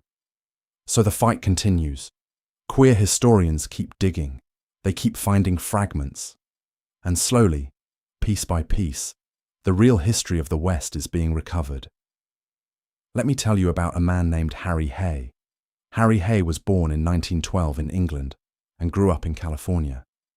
He is now recognized as one of the founders of the modern gay rights movement in the United States. In 1950, he founded the Mattachine Society, one of the first gay rights organizations in the country. But before all of that, Harry Hay was a young man trying to understand himself. And part of that journey involved the cowboy myth. In his later years, Hay gave interviews about his early life. He talked about being a teenager in Los Angeles in the 1920s, feeling different, feeling isolated, not having words for what he was. He would go to the movies and watch westerns. He was mesmerized by the Cowboys. Not because he wanted to be with them, though he did, but because he wanted to be them. He saw in the cowboy a model of masculinity that felt different from the stifling expectations of urban middle-class life. Cowboys were free. They lived outside society. They answered to no one. Hay said in an interview in 1976, "The cowboy was queer to me before I even knew what queer was. He was an outsider. He did not follow the rules. He lived on his own terms. That is what I wanted." Later, when Hay began studying history, he started asking questions. Were there gay cowboys? Could there have been? He went looking for evidence. He found the same fragments we have talked about tonight. The court records, the letters, the silences. And he realized, of course there were. Of course there were gay cowboys. How could there not be? Hay used this knowledge as fuel for his activism. He argued that gay people were not a modern invention. He argued that they had always existed, in every culture, in every era, including the American West. He wanted gay people to see themselves as part of history, not as anomalies. He wanted them to know they came from somewhere. Harry Hay died in 2002 at the age of 90. By then, the gay rights movement had achieved things he could never have imagined when he started the Mattachine Society in a living room in Los Angeles in 1950. Legal protections, social acceptance, the beginnings of marriage equality. But the history he helped uncover, the history of gay cowboys, of queer lives lived in the margins of the American West, that history is still being written, still being recovered, still being told. Let me take you back to the range one more time. It is 1892, Wyoming, a ranch 50 miles south of Casper. The crew is 12 men. They are preparing for the spring roundup, which means long days, longer nights, and weeks away from the main ranch. One of those men is named William Taggart. He is 26 years old. He has been working cattle since he was 16. He is good at his job, reliable, steady, the kind of man a foreman wants on his crew. William shares a bunk with a man named Daniel Kern. Daniel is a year younger, quieter, newer to the work. He came up from Texas the previous summer. He does not talk much about his past. No one asks. They have been sharing a bunk for 8 months. At first, it was just practical. The bunkhouse was crowded. Space was limited. But over time, something shifted. They started staying up later than the other men, talking quietly after the lamps were blown out. They started riding out together whenever they could. They started finding excuses to be alone. One night in early April, the crew is camped 20 miles from the ranch, moving a herd to summer pasture. The fire burns low. Most of the men are asleep. William and Daniel are on watch, sitting side by side, their backs against a fallen log, watching the cattle. The night is cold, stars everywhere. The kind of silence that makes you feel small. Daniel says, "You ever think about leaving?" William says, "The ranch?" Daniel nods. The whole thing. Ranching, Wyoming. All of it. William is quiet for a moment. Then he says, "Where would I go?" Daniel shrugs. "Somewhere easier. Somewhere we do not have to hide." William looks at him. "There is nowhere like that." Daniel says, "Maybe San Francisco. I heard—" William cuts him off. "San Francisco is not safer. It is just different. You trade one set of dangers for another." Daniel looks down at his hands. "So we just stay here? Forever?" William says, "I do not know." They sit in silence for a while. Then William says, very quietly, "But wherever I go, I want you there." Daniel looks at him. Their faces are half in shadow, lit only by starlight. Daniel reaches out and takes William's hand, just for a moment. Then he lets go. They sit like that for the rest of the watch, not touching, but close. The herd shifts and settles. The stars turn overhead. The night passes, and in the morning, They ride on. William Taggart and Daniel Kern worked together for another 3 years. They stayed at the same ranch. They shared the same bunk.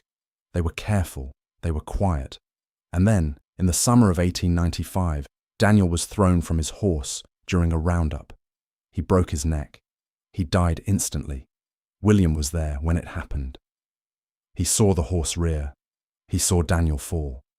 He was the first one to reach him. The crew gathered around. The foreman knelt down, checked for a pulse, and shook his head. William stood there staring down at Daniel's body. His face was blank. He did not cry. He did not speak. One of the other cowboys put a hand on his shoulder and said, "I am sorry, Will." William nodded. That was all. They buried Daniel on the range in a spot overlooking a creek. The foreman said a few words. The crew stood around, hats in hands. Then they went back to work. Because that is what you did. Someone died. You buried them. You kept moving. William stayed at the ranch for another 2 months. He did his job. He did not talk about Daniel. He did not talk about anything. And then, in August, he quit. He collected his pay, packed his belongings, and rode away. No one knew where he went.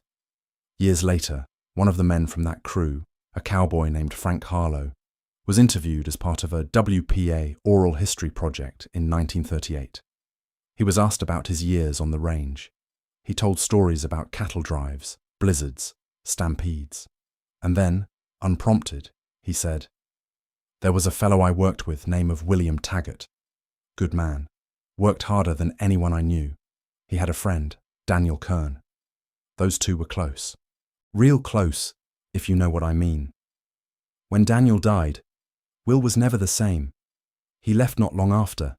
I always wondered what happened to him." The interviewer did not follow up, did not ask what Frank meant by real close, just moved on to the next question. But the transcript survived. It is in the Library of Congress now, part of the American Life Histories collection, buried in thousands of pages of interviews with aging cowboys, miners, and pioneers. Frank Harlow's words are there, preserved. A small fragment of memory, a hint of a love that history almost erased. Let me tell you about another woman. Her name was Lucy Ann Lobdell, and while she was not a cowboy in the traditional sense, she worked as a hunter and guide, not a ranch hand. Her story belongs here because she lived the same kind of life, a life outside the boundaries, a life that required her to become someone else in order to survive. Lucy was born in upstate New York in 1829. She married young, had a daughter, and quickly realized she had made a terrible mistake. She hated being a wife. She hated the confines of domestic life. She wanted to work outdoors, to hunt, to be free. So in 1855, at the age of 26, Lucy cut her hair, put on men's clothing, and left. She changed her name to Joseph Lobdell and started working as a hunter and trapper in the forests of Pennsylvania. For years, she lived as a man. She was good at it. She could shoot, track, survive in the wilderness. She earned money guiding hunters and selling furs. She was respected. People called her Joe. No one suspected. And then, in the 1860s, Lucy fell in love with a woman. The woman's name was Marie Louise Perry. She was younger than Lucy, and she knew from the beginning that Joseph was not a man. But she did not care. They lived together in a cabin in the woods for several years. They were happy. But in 1867, Marie's family found out. They were horrified. They contacted the authorities. Lucy was arrested for masquerading as a man. She was not charged with a crime. There was no specific law she had broken. But she was declared insane. The doctors said that any woman who wanted to live as a man must be mentally ill. They committed her to an asylum. Lucy spent the next 40 years in that asylum. She never stopped insisting that she was a man. She signed letters, Joseph Lobdell. She wore men's clothing whenever she was allowed. She told the doctors over and over, "I am a man in my soul." The doctors wrote it all down. They published case studies about her. They used her as evidence of sexual inversion and moral insanity. They turned her life into a cautionary tale. Lucy died in the asylum in 1912, at the age of 83. She was buried in an unmarked grave. But her story survived. Because the doctors documented it so thoroughly, we know more about Lucy Ann Lobdell than we know about almost any other transgender person from the 19th century.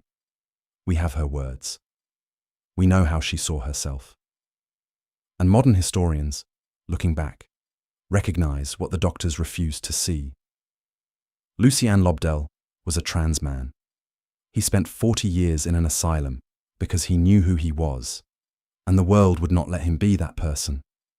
His story is not a cowboy story exactly, but it is a Western story. A story about the frontier, about survival, about the lengths people went to in order to live authentically. And it reminds us that the history of the West is full of people who did not fit the categories society gave them. People who reinvented themselves. People who became who they needed to be in order to survive. People like Charlie Parkhurst, like Jack B. Garland, like William Taggart and Daniel Kern, and Elma Kelton and Thomas Hurley and all the others whose names we do not know. Let me tell you about the archives. When historians talk about queer history, they often talk about the problem of the archive. The archive is where history is stored: documents, letters, photographs, court records. But archives are not neutral. They reflect the biases of the people who built them. For most of history, the people building archives were not interested in preserving queer lives. If anything, they were actively hostile to them. Documents that revealed same-sex relationships were destroyed, hidden or labeled as immoral, and kept out of public view. Letters between men were edited by descendants who removed any passages that seemed too affectionate. Photographs of men standing close together were destroyed or cropped. Court records of sodomy trials were sealed or lost. The result is that the archive of queer history is full of holes, silences, absences, and this is especially true for the American West. Because the West was a place of transience, most people did not leave written records. They did not keep diaries. They did not save letters. They moved too often. They owned too little. So how do you write a history when the sources do not exist? You learn to read the silences. You learn to look for patterns. You learn to ask, why was this document destroyed? Why was this photograph labeled friends when the body language suggests otherwise? Why does this obituary mention a lifelong companion, but never a wife? You become a detective. You piece together fragments. You build a story from hints and echoes and the things people did not say. And sometimes, if you are very lucky, you find something that was missed. A letter tucked inside a book. A photograph labeled incorrectly. A court record that no one bothered to seal because they thought no one would care. That is how we know what we know about gay cowboys, not from a comprehensive archive, but from fragments that survived against the odds. And the work continues.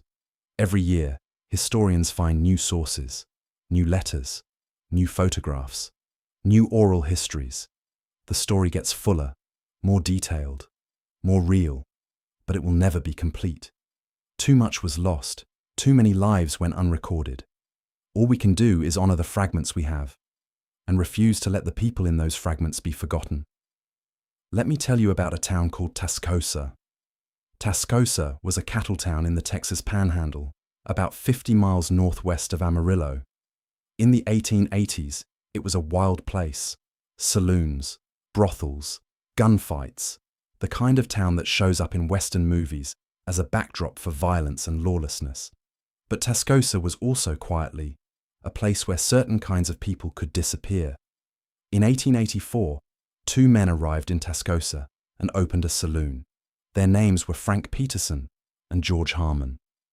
They were both in their early 30s. They had come from Kansas, though no one knew much about their past. The saloon was called the Silver Moon. It was not the biggest or the fanciest saloon in town, but it had a reputation. It was known as a place where you could drink without being harassed, a place where the bartenders did not ask questions, a place where if you needed to disappear for a while, you could. Frank and George ran the saloon together for 3 years. They lived in a room above the bar. They were known around town as business partners. No one said anything else, but everyone knew. In 1887, Tascosa started to decline. The railroad bypassed the town. The cattle industry shifted.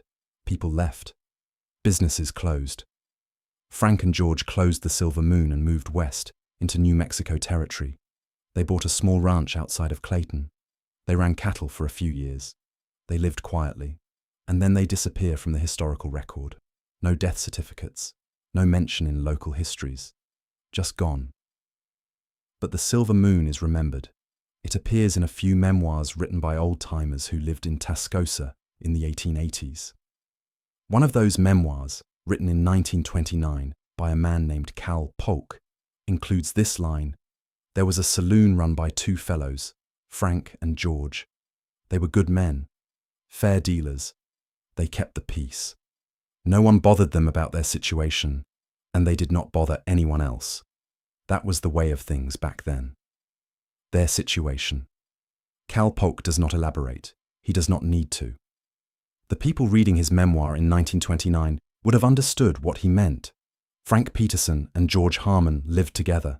They ran a business together. They were partners in every sense of the word, and Tascosa, for all its violence and lawlessness, left them alone. That story of a town that knew and did not care is not unique.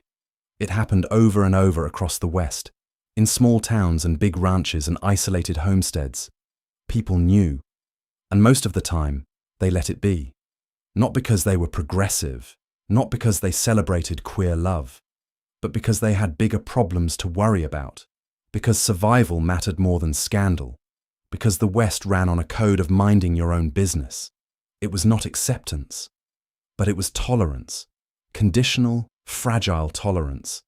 And for Frank and George, for Elma and Thomas, for William and Daniel, for all the others, it was enough to build a life on, even if that life was always precarious, even if it could be taken away at any moment. They lived it anyway. Let me tell you about the rodeo.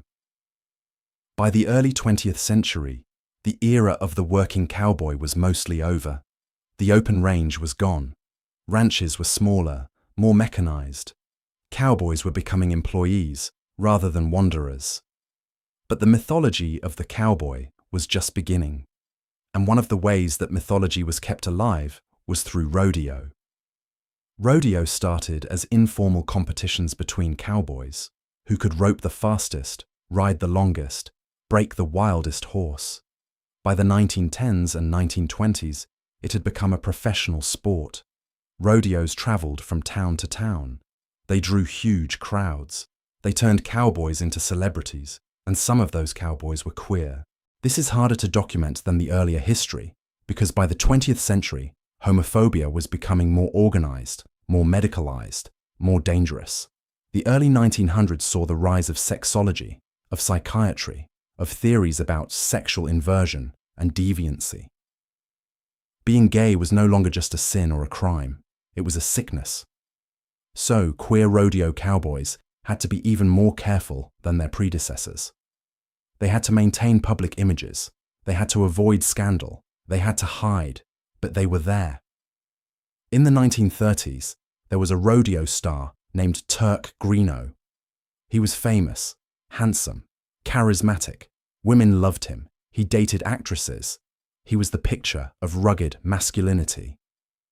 He was also, according to later accounts from people who knew him, gay or bisexual. The details are murky. But multiple sources, interviews with rodeo competitors, memoirs, private letters, suggest that Turk had relationships with men throughout his life. He never spoke about it publicly. He could not. His career depended on his image, and his image was built on heterosexuality. Turk Greeno died in 1995, at the age of 90. In his later years, he gave a few interviews about his rodeo career.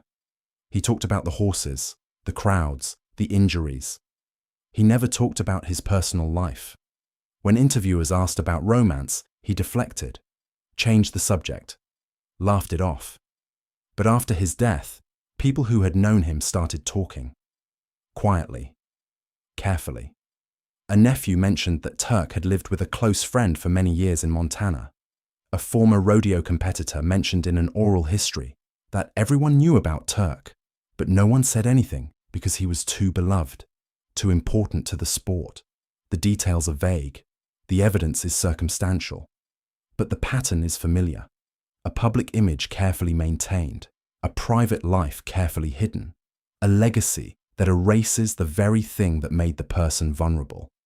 This is what homophobia does. It does not just punish queer people while they are alive, it erases them after they die. And so the work of queer historians becomes a kind of resurrection, finding the people who were hidden, naming them, insisting they were real, even when the evidence is fragmentary, even when we can never know the full truth, because fragmentary truth is still truth. Let me tell you about the women who dressed as men and joined the rodeo, because it was not just working ranch life where women passed as men, it was the rodeo circuit too. In 1897, a performer named Bill Pickett became famous for inventing a rodeo technique called bulldogging, jumping from a horse onto a steer and wrestling it to the ground. Pickett was black, which made his success even more remarkable in an era of violent racism. He became one of the biggest rodeo stars in America. But Bill Pickett was not the only person performing under a male name. In the early 1900s, there was a rodeo performer known as Bronco Billy Anderson. Not the actor, a different person, lesser known, who performed in smaller rodeos across Wyoming and Montana. Bronco Billy was known for trick riding and sharpshooting. Audiences loved the act. Billy performed for nearly a decade. And then, in 1912, Billy was injured during a performance, thrown from a horse, taken to a doctor. And the doctor discovered that Bronco Billy was assigned female at birth. The newspapers had a field day. Lady Cowboy revealed. Woman masquerades as rodeo star. The stories were breathless and sensational. Billy's real name was published, Mary Anderson, along with details about her life before the rodeo. She had been married briefly. She had a child who had died. She had run away and reinvented herself as Billy. The rodeo circuit dropped her immediately. She could no longer perform. Her career was over. Mary Anderson, or Billy, as they preferred to be called, disappeared from public life after that. There is no record of what happened to them. No death certificate. No obituary. They vanished into the anonymous mass of people who could not live as themselves, and so chose to live as no one at all. But for 10 years, Billy had performed, had been celebrated, had lived as a man in front of thousands of people, and no one had questioned it. Until they were injured, until their body was examined without their consent, until the secret was revealed and weaponized. This happened again and again.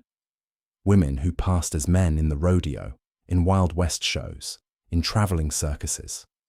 Some were discovered and exposed. Some lived their entire lives without being caught. Some were transgender men.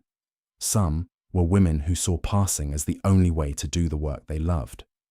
Some were people whose internal sense of gender we will never fully know, because they left no written record of it. All we know is they existed, and they were part of the world of cowboys, even if history tried to write them out. Let me tell you about a place called the Buffalo Bill's Wild West Show. Buffalo Bill Cody's Wild West Show was one of the most popular entertainment spectacles of the late 19th and early 20th centuries. It traveled across America and Europe, performing for millions of people. It featured sharpshooting, trick riding, reenactments of frontier life, and appearances by famous figures like Sitting Bull and Annie Oakley. It was also, like any large traveling show, a place where people could reinvent themselves. The show employed hundreds of performers over the years: cowboys, Native Americans, vaqueros, sharpshooters, bronc riders. Most of them were there for the work and the pay. But some of them were there because it was a place where you could disappear into a role. No one knows how many queer people worked for Buffalo Bill over the years. There are no statistics, no records that say, this person was gay. But there are hints. In 1893, the Wild West show performed at the World's Columbian Exposition in Chicago. One of the performers was a cowboy named Jack Morton. He worked as a bronc rider and trick roper. He was good. He stayed with the show for 3 years, traveling to cities across the United States and Europe. In 1896, while the show was in London, Jack was arrested. The charge was gross indecency, the British legal term for homosexual acts. He had been caught with another man, a stagehand, who also worked for the show. The trial was brief. Jack was convicted and sentenced to 6 months hard labor. After his release, he was deported back to the United States. Buffalo Bill Cody never commented publicly on the incident. The show's records do not mention it. Jack Morton's name was quietly removed from the roster of performers, as if he had never existed. But the trial transcript survived. It is housed in the British National Archives. And it confirms Jack Morton was a cowboy, a performer, and a gay man who was caught and punished for it. How many others were there? How many queer performers passed through Buffalo Bill's Wild West show over its 30-year run? How many of them lived quietly, carefully, and were never caught? We will never know. But logic suggests there were many. Large traveling shows, especially in the era before background checks and modern surveillance, were havens for people who needed to disappear. Queer people, people fleeing the law, people running from their pasts. The Wild West show was a place where you could be whoever you said you were. And for some people, that freedom was everything. Let me tell you about a historian named Peter Boag. In 2011, Boag published a book called Redressing America's Frontier Past. It was a groundbreaking study of gender and sexuality on the American frontier, focusing specifically on people who crossed gender lines, women who lived as men, men who lived as women, and people who existed somewhere in between. Boag spent years in archives, digging through court records, newspaper clippings, asylum documents, and personal letters. He found over 100 documented cases of people who were assigned one gender at birth and lived publicly as another gender in the American West between 1850 and 1920. 100 cases. And those are just the ones that were documented. The ones where someone was arrested or exposed or ended up in an asylum or died and was discovered during preparation for burial. How many others were there who were never caught? Who lived their entire lives successfully passing? Who died and were buried under their chosen names and no one ever knew? Boag argues that the American West was a uniquely hospitable environment for gender nonconformity. Not because people in the West were more progressive, they were not, but because the West was a place of reinvention. People came west to start over. They left behind their old names, their old lives, their old identities. And in a world where no one knew you, you could be whoever you said you were. This applied to queer people, to transgender people, to anyone who did not fit the narrow boxes of gender and sexuality that Victorian society demanded. The West was not safe, but it was possible. And for people who had no other options, possibility was enough. Boag's book also documents the backlash. By the early 20th century, as the frontier closed and the West became more settled, more regulated, more surveilled, it became harder to pass. Governments started requiring birth certificates. Employers started requiring references. Towns became small enough that everyone knew everyone. The freedom that the open frontier had offered, the freedom to be anonymous, to reinvent yourself, was disappearing. And with it, the space for queer and transgender people to live openly was shrinking. By the 1920s and 1930s, being discovered as a person who had crossed gender lines was more dangerous than it had been in the 1880s. The medical establishment was more powerful. The language of sexual deviance was more entrenched. The consequences were harsher. The West was closing. And for the people who had depended on its openness to survive, that was a catastrophe. Let me tell you about a place called the Imperial Valley in California. In the 1910s, the Imperial Valley was being developed as agricultural land. The desert was irrigated. Farms were established. Towns sprang up. It was a new frontier, in a sense, a place where people could come and start fresh. One of the people who came to the Imperial Valley was a farmer named Frank Dubois. He bought land in 1912 and started growing cotton. He was successful. Within a few years, he owned several hundred acres and employed a dozen workers. Frank lived alone. He never married. He was known as a quiet, private man. He attended church. He paid his workers fairly. He did not socialize much, but he was respected. In 1920, Frank Dubois died suddenly of a heart attack. He was 52 years old. When the undertaker prepared the body for burial, he discovered that Frank Dubois had been assigned female at birth. The news spread quickly. The local newspaper published a story. Woman farmer lived as man for decades. The article described Frank's life in sensational terms. It speculated about why she had done it. It quoted neighbors who expressed shock and disbelief. But buried in the article were other quotes. Workers who had known Frank for years said things like, "He was a good boss, fair, honest. I do not care what the undertaker found." A neighboring farmer said, "Frank was Frank. He worked hard. He earned what he had. That is all that matters." These quotes suggest something important. Some people knew or suspected and did not care, or cared enough to keep the secret, or simply accepted Frank as the man he presented himself as, regardless of what his body looked like. Frank Dubois is buried in the Imperial Valley under his chosen name. The gravestone says, Frank Dubois, 1868-1920. It does not say Mary or whatever name he was given at birth.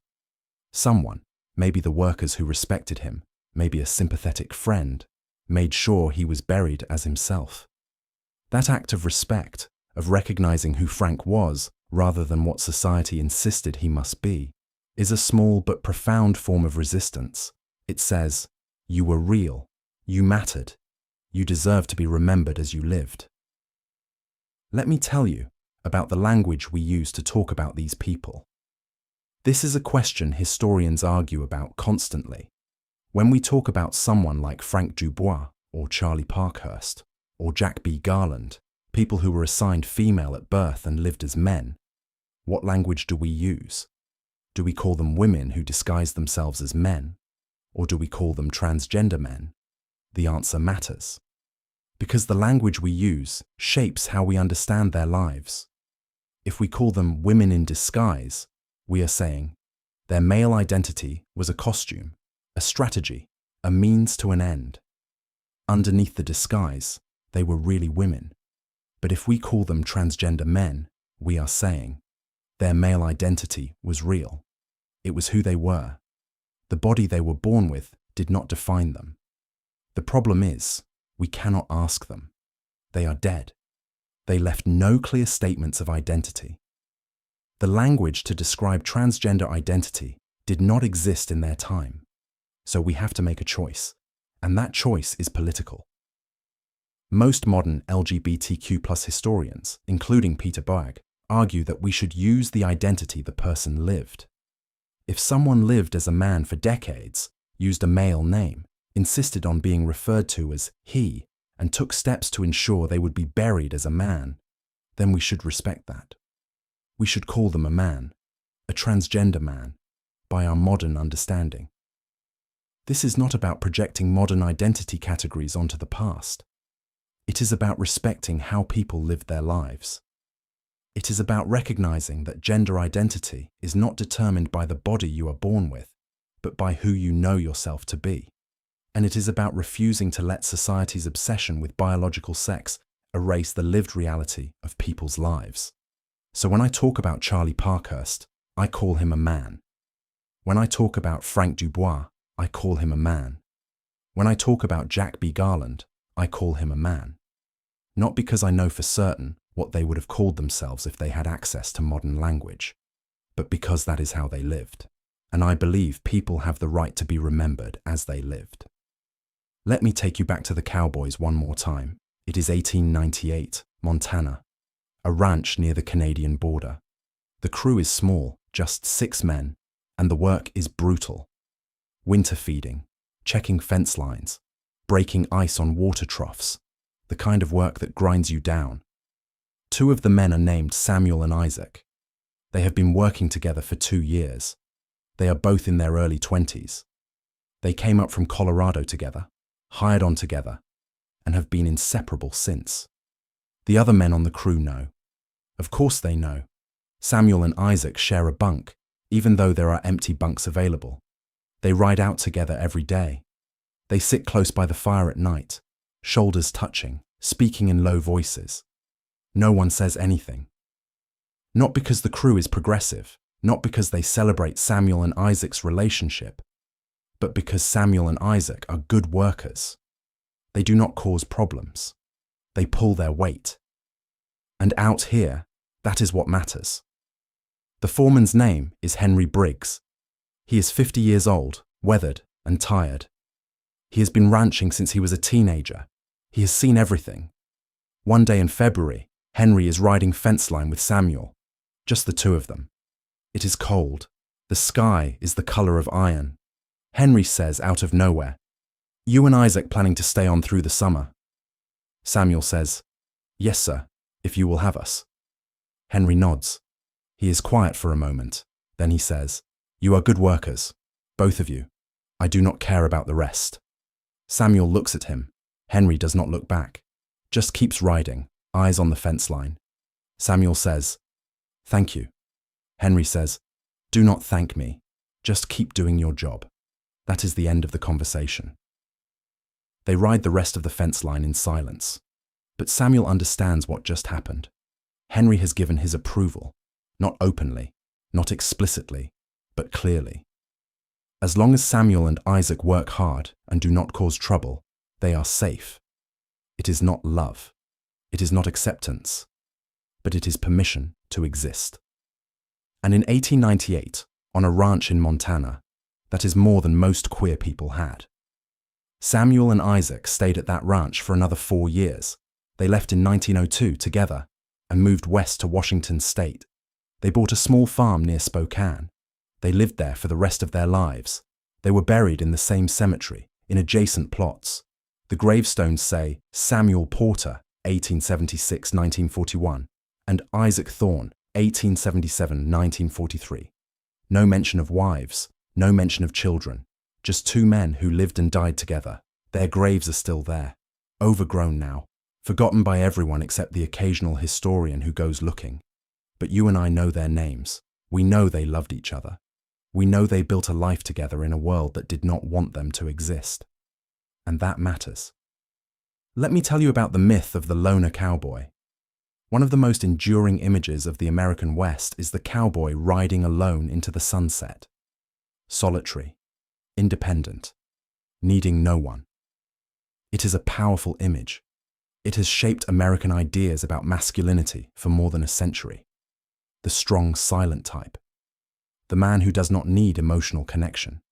The man who is complete unto himself. But it is a lie. Real cowboys were not loners. They could not afford to be. The work required cooperation. You could not run a cattle drive alone. You could not survive a winter alone. You needed other people. You depended on them. Cowboys lived in close quarters. They worked in teams. They formed deep bonds. And yes, some of those bonds were romantic. Some were sexual. Some were love. The myth of the loner cowboy erases that reality. It erases the intimacy, the interdependence, the tenderness that existed between men on the range. And it erases the queer men who loved each other and built lives together in that world. The myth serves a purpose. It protects a certain vision of American masculinity. Tough, unemotional, heterosexual, alone. But the reality was messier. The reality was men who cried when their partners died. Men who wrote love letters to each other. Men who shared beds not just for warmth, but because they wanted to be close. Men who chose each other, over and over, despite the danger. The myth cannot contain that reality, so the myth erases it. But the evidence remains. In archives, in court records, in letters and photographs and the memories of people who knew. And historians, slowly, are bringing that reality back into the light. Let me tell you about a project called the Queer West Archive.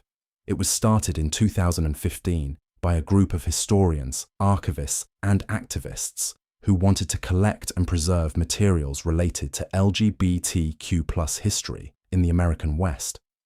They solicited donations from families, historical societies, and private collectors. They digitized documents. They conducted oral histories with elderly queer people who had lived in rural Western communities. The archive now contains thousands of items, letters, photographs, diaries, legal documents, oral history recordings, material that had been hidden in attics, forgotten in estate sales, or held by families who did not understand what they had. One of the items in the archive is a diary kept by a cowboy named Robert Hayes. Robert worked on ranches in Nevada and Oregon between 1903 and 1917. His diary is sparse. Most entries are just a few lines about the weather, the work, who was sick, who got hurt. But in 1910, there is an entry that says, "John left today, going back to his family in Illinois. I will miss him more than I can say." And then, 2 weeks later, "Cannot stop thinking about John. Wish he had stayed. Wish I had told him." And then nothing. The diary goes back to notes about cattle and weather. But those two entries, just a few sentences, tell a story. They tell us that Robert Hayes loved someone named John, that John left, that Robert never told him how he felt. It is a tiny fragment of a life, but it is real, and it matters. The Queer West Archive is full of fragments like this, small moments, brief confessions, hints of lives lived in the margins, and every fragment is a piece of the larger story, the story of queer people in the American West, the story that history tried to erase. That story is still being written, still being recovered, and it will never be complete, but it exists, and it is ours. Let me tell you one more story before we settle in for the night. It is 1889, Arizona Territory, a town called Prescott, about 100 miles north of Phoenix. The town is small, maybe 1,000 people, but it is growing. There is a courthouse, a newspaper, several saloons, a general store. And there is a boarding house run by a woman named Judith Crane. Judith is 60 years old. She has lived in Prescott since 1878. She is known as a tough, no-nonsense woman who does not tolerate drunkenness or fighting in her establishment. She rents rooms to miners, ranch hands, and drifters passing through. In the spring of 1889, 2 cowboys arrive in Prescott looking for work. Their names are Michael and Thomas. They are in their mid-20s. They have been working ranches in New Mexico and are heading north to Montana for the summer cattle season. They rent a room at Judith's boarding house. They stay for 2 weeks while they wait for a cattle drive to be organized. During those 2 weeks, Judith notices things. She notices that Michael and Thomas are always together. She notices the way they look at each other. She notices that they share a bed, even though she offered them a room with 2 beds. She does not say anything. She has seen this before. She knows. On their last night in Prescott, Judith knocks on their door. Michael opens it. Judith is standing there with a package wrapped in brown paper. She says, "I made you boys some food for the road, bread and jerky. Should last you a few days." Michael takes the package. "Thank you, Mum. That is very kind." Judith nods. Then she says, very quietly, "You be careful out there. The world is not kind to people like you." Michael stares at her. Thomas, standing behind him, goes still. Judith says, "I do not judge. I just want you to be safe." Michael's eyes fill with tears. He says, "Thank you." Judith nods. She turns and walks away. The next morning, Michael and Thomas leave Prescott. They join a cattle drive heading north. They work that summer in Montana. And then they disappear from the historical record. But Judith Crane remembered them. Years later, in 1902, she was interviewed by a local newspaper as part of a series on Prescott's early settlers. She talked about running the boarding house, about the people who had passed through. And she said, near the end of the interview, "I met all kinds of people in those years. Good people. People just trying to survive. Some of them were different. Some of them loved in ways the world did not understand. But they were good people. I was glad to know them." The interviewer did not ask her to elaborate. But Judith's words are there, preserved in the newspaper archive. A small act of witness, a small act of kindness, a reminder that even in a harsh world, there were people who saw queer lives and chose compassion instead of judgment. Those small acts of witness are what allowed queer history to survive at all. Because here is the truth. Most queer lives in the American West left no trace. No letters, no photographs, no court records. They lived, they loved, they died, and history swallowed them whole. But some people remembered. A boarding house owner in Arizona, a fellow ranch hand in Montana, a sister who kept letters hidden for 40 years, a foreman who looked the other way, a gravedigger who made sure 2 men were buried side by side. These acts of remembering, of protecting, of refusing to erase, they are the thread that connects us to those lives. They are how we know what we know. And they remind us that history is not just made by the people who lived it. It is made by the people who chose to remember it. Every queer person alive today is here because someone, somewhere, chose to remember, chose to protect, chose to pass the story forward, even when it was dangerous to do so. We owe them everything. Let me bring you back to the present for a moment. Right now, as you listen to this, there are people fighting over who gets to tell the story of the American West. There are school boards banning books that mention LGBTQ+ history. There are politicians passing laws that make it illegal to teach about queer people in classrooms. There are people insisting that gay cowboys never existed, that it is all a modern invention, a corruption of a pure and heterosexual past. They are wrong. The evidence is overwhelming. Gay cowboys existed. Transgender cowboys existed. Queer women on the frontier existed. They were there. They were part of the fabric of the West. They helped build it. And the people trying to erase them now are doing exactly what people have always done, using the law, using power, using cultural authority to make queer people disappear. But here is what they do not understand. We are not going anywhere. Every generation of queer people has faced erasure. Every generation has been told they do not exist. They are not real. They are a modern aberration. And every generation has survived anyway, has loved anyway, has insisted on their own existence anyway. The gay cowboys of the 1880s did not have the language we have now. They did not have a movement. They did not have legal protections or social acceptance. But they loved each other. They built lives together. They survived. And because they survived, we are here. We are their descendants. Not necessarily in blood, but in spirit. We are the inheritors of their courage, their resilience, their refusal to be erased. And we owe it to them to keep telling their stories, to keep digging in the archives, to keep finding the fragments, to keep insisting that they were real. Because they were. Let me tell you what the American West really was. It was not the myth. It was not the lone cowboy riding into the sunset. It was not the heroic white settler taming the wilderness. It was a place of violence and beauty and contradiction.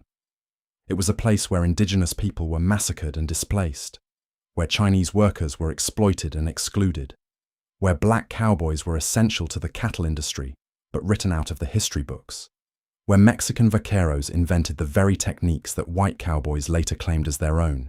It was a place of profound injustice, but it was also a place where certain kinds of freedom were possible, not for everyone, not equally. But for some people, the West offered something they could not find anywhere else: the chance to reinvent themselves, the chance to live outside the narrow categories that society imposed. For queer people, for transgender people, for anyone who did not fit. The West was not a paradise, but it was a possibility, and that possibility mattered. It allowed Elma and Thomas Hurley to spend 13 years together. It allowed Clara and Anna to build a home in Montana. It allowed Charlie Parkhurst to live as the man he was for 50 years. It allowed Frank Dubois to own land and run a farm and be respected as a man. None of these lives were easy. All of them were precarious. All of them required constant vigilance, constant fear, constant hiding. But they were lives. Real lives. Lives full of love and work and mundane daily pleasures, and the ordinary happiness of being with the person you love. And that is what history keeps trying to take from us, the ordinariness of queer love, the simple fact that we have always been here, living and loving and surviving, just like everyone else. The myth wants to make us exotic, scandalous, tragic, doomed. But the truth is simpler and more profound. We are ordinary. We have always been ordinary. We have always been part of the human story, and the Cowboys were part of our story. So tonight, as you drift towards sleep, think about them. Think about Elmer sitting by Thomas's bedside in San Francisco, holding his hand as tuberculosis slowly took him away. Think about William Taggart standing over Daniel Kern's grave in Wyoming, unable to cry because the other men were watching.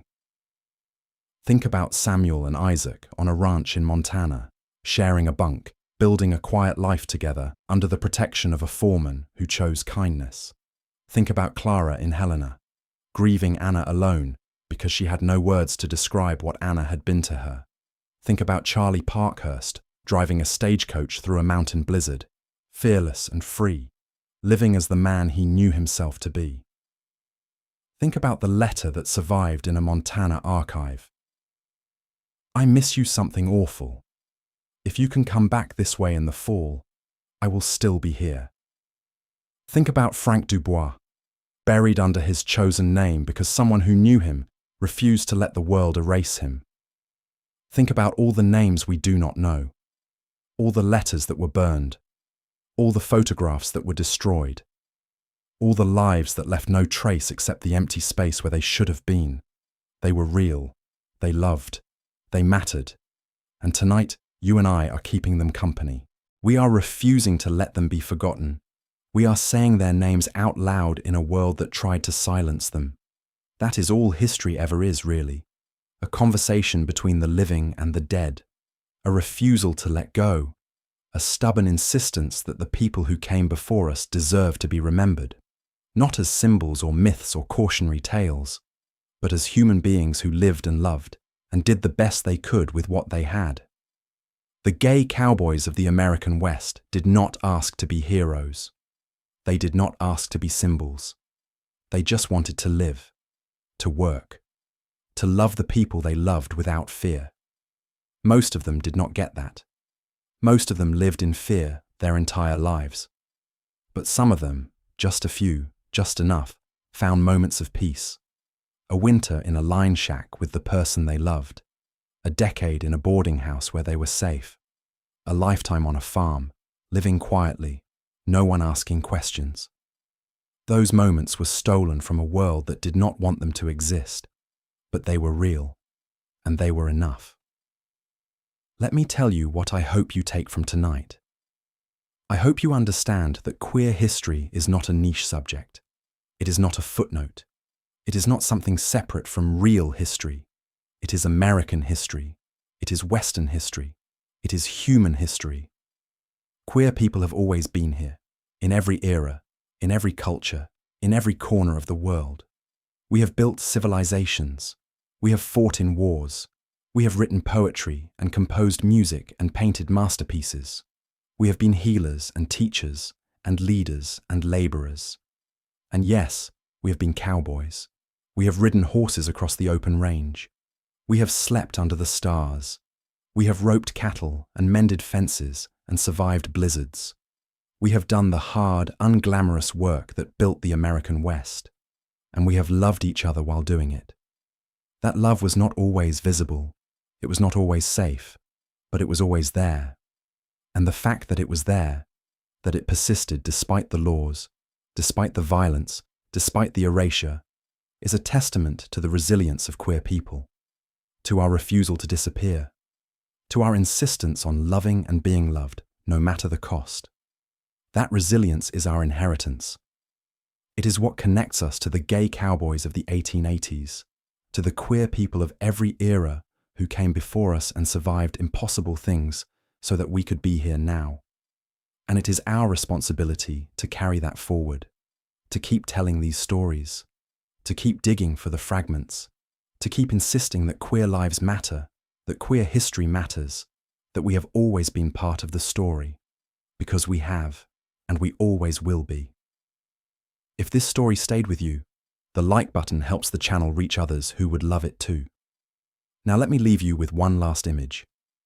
It is 1891, Wyoming Territory, a canyon 20 miles from anywhere. Two cowboys, names unknown, have made camp for the night. Their horses are hobbled nearby. The fire burns low.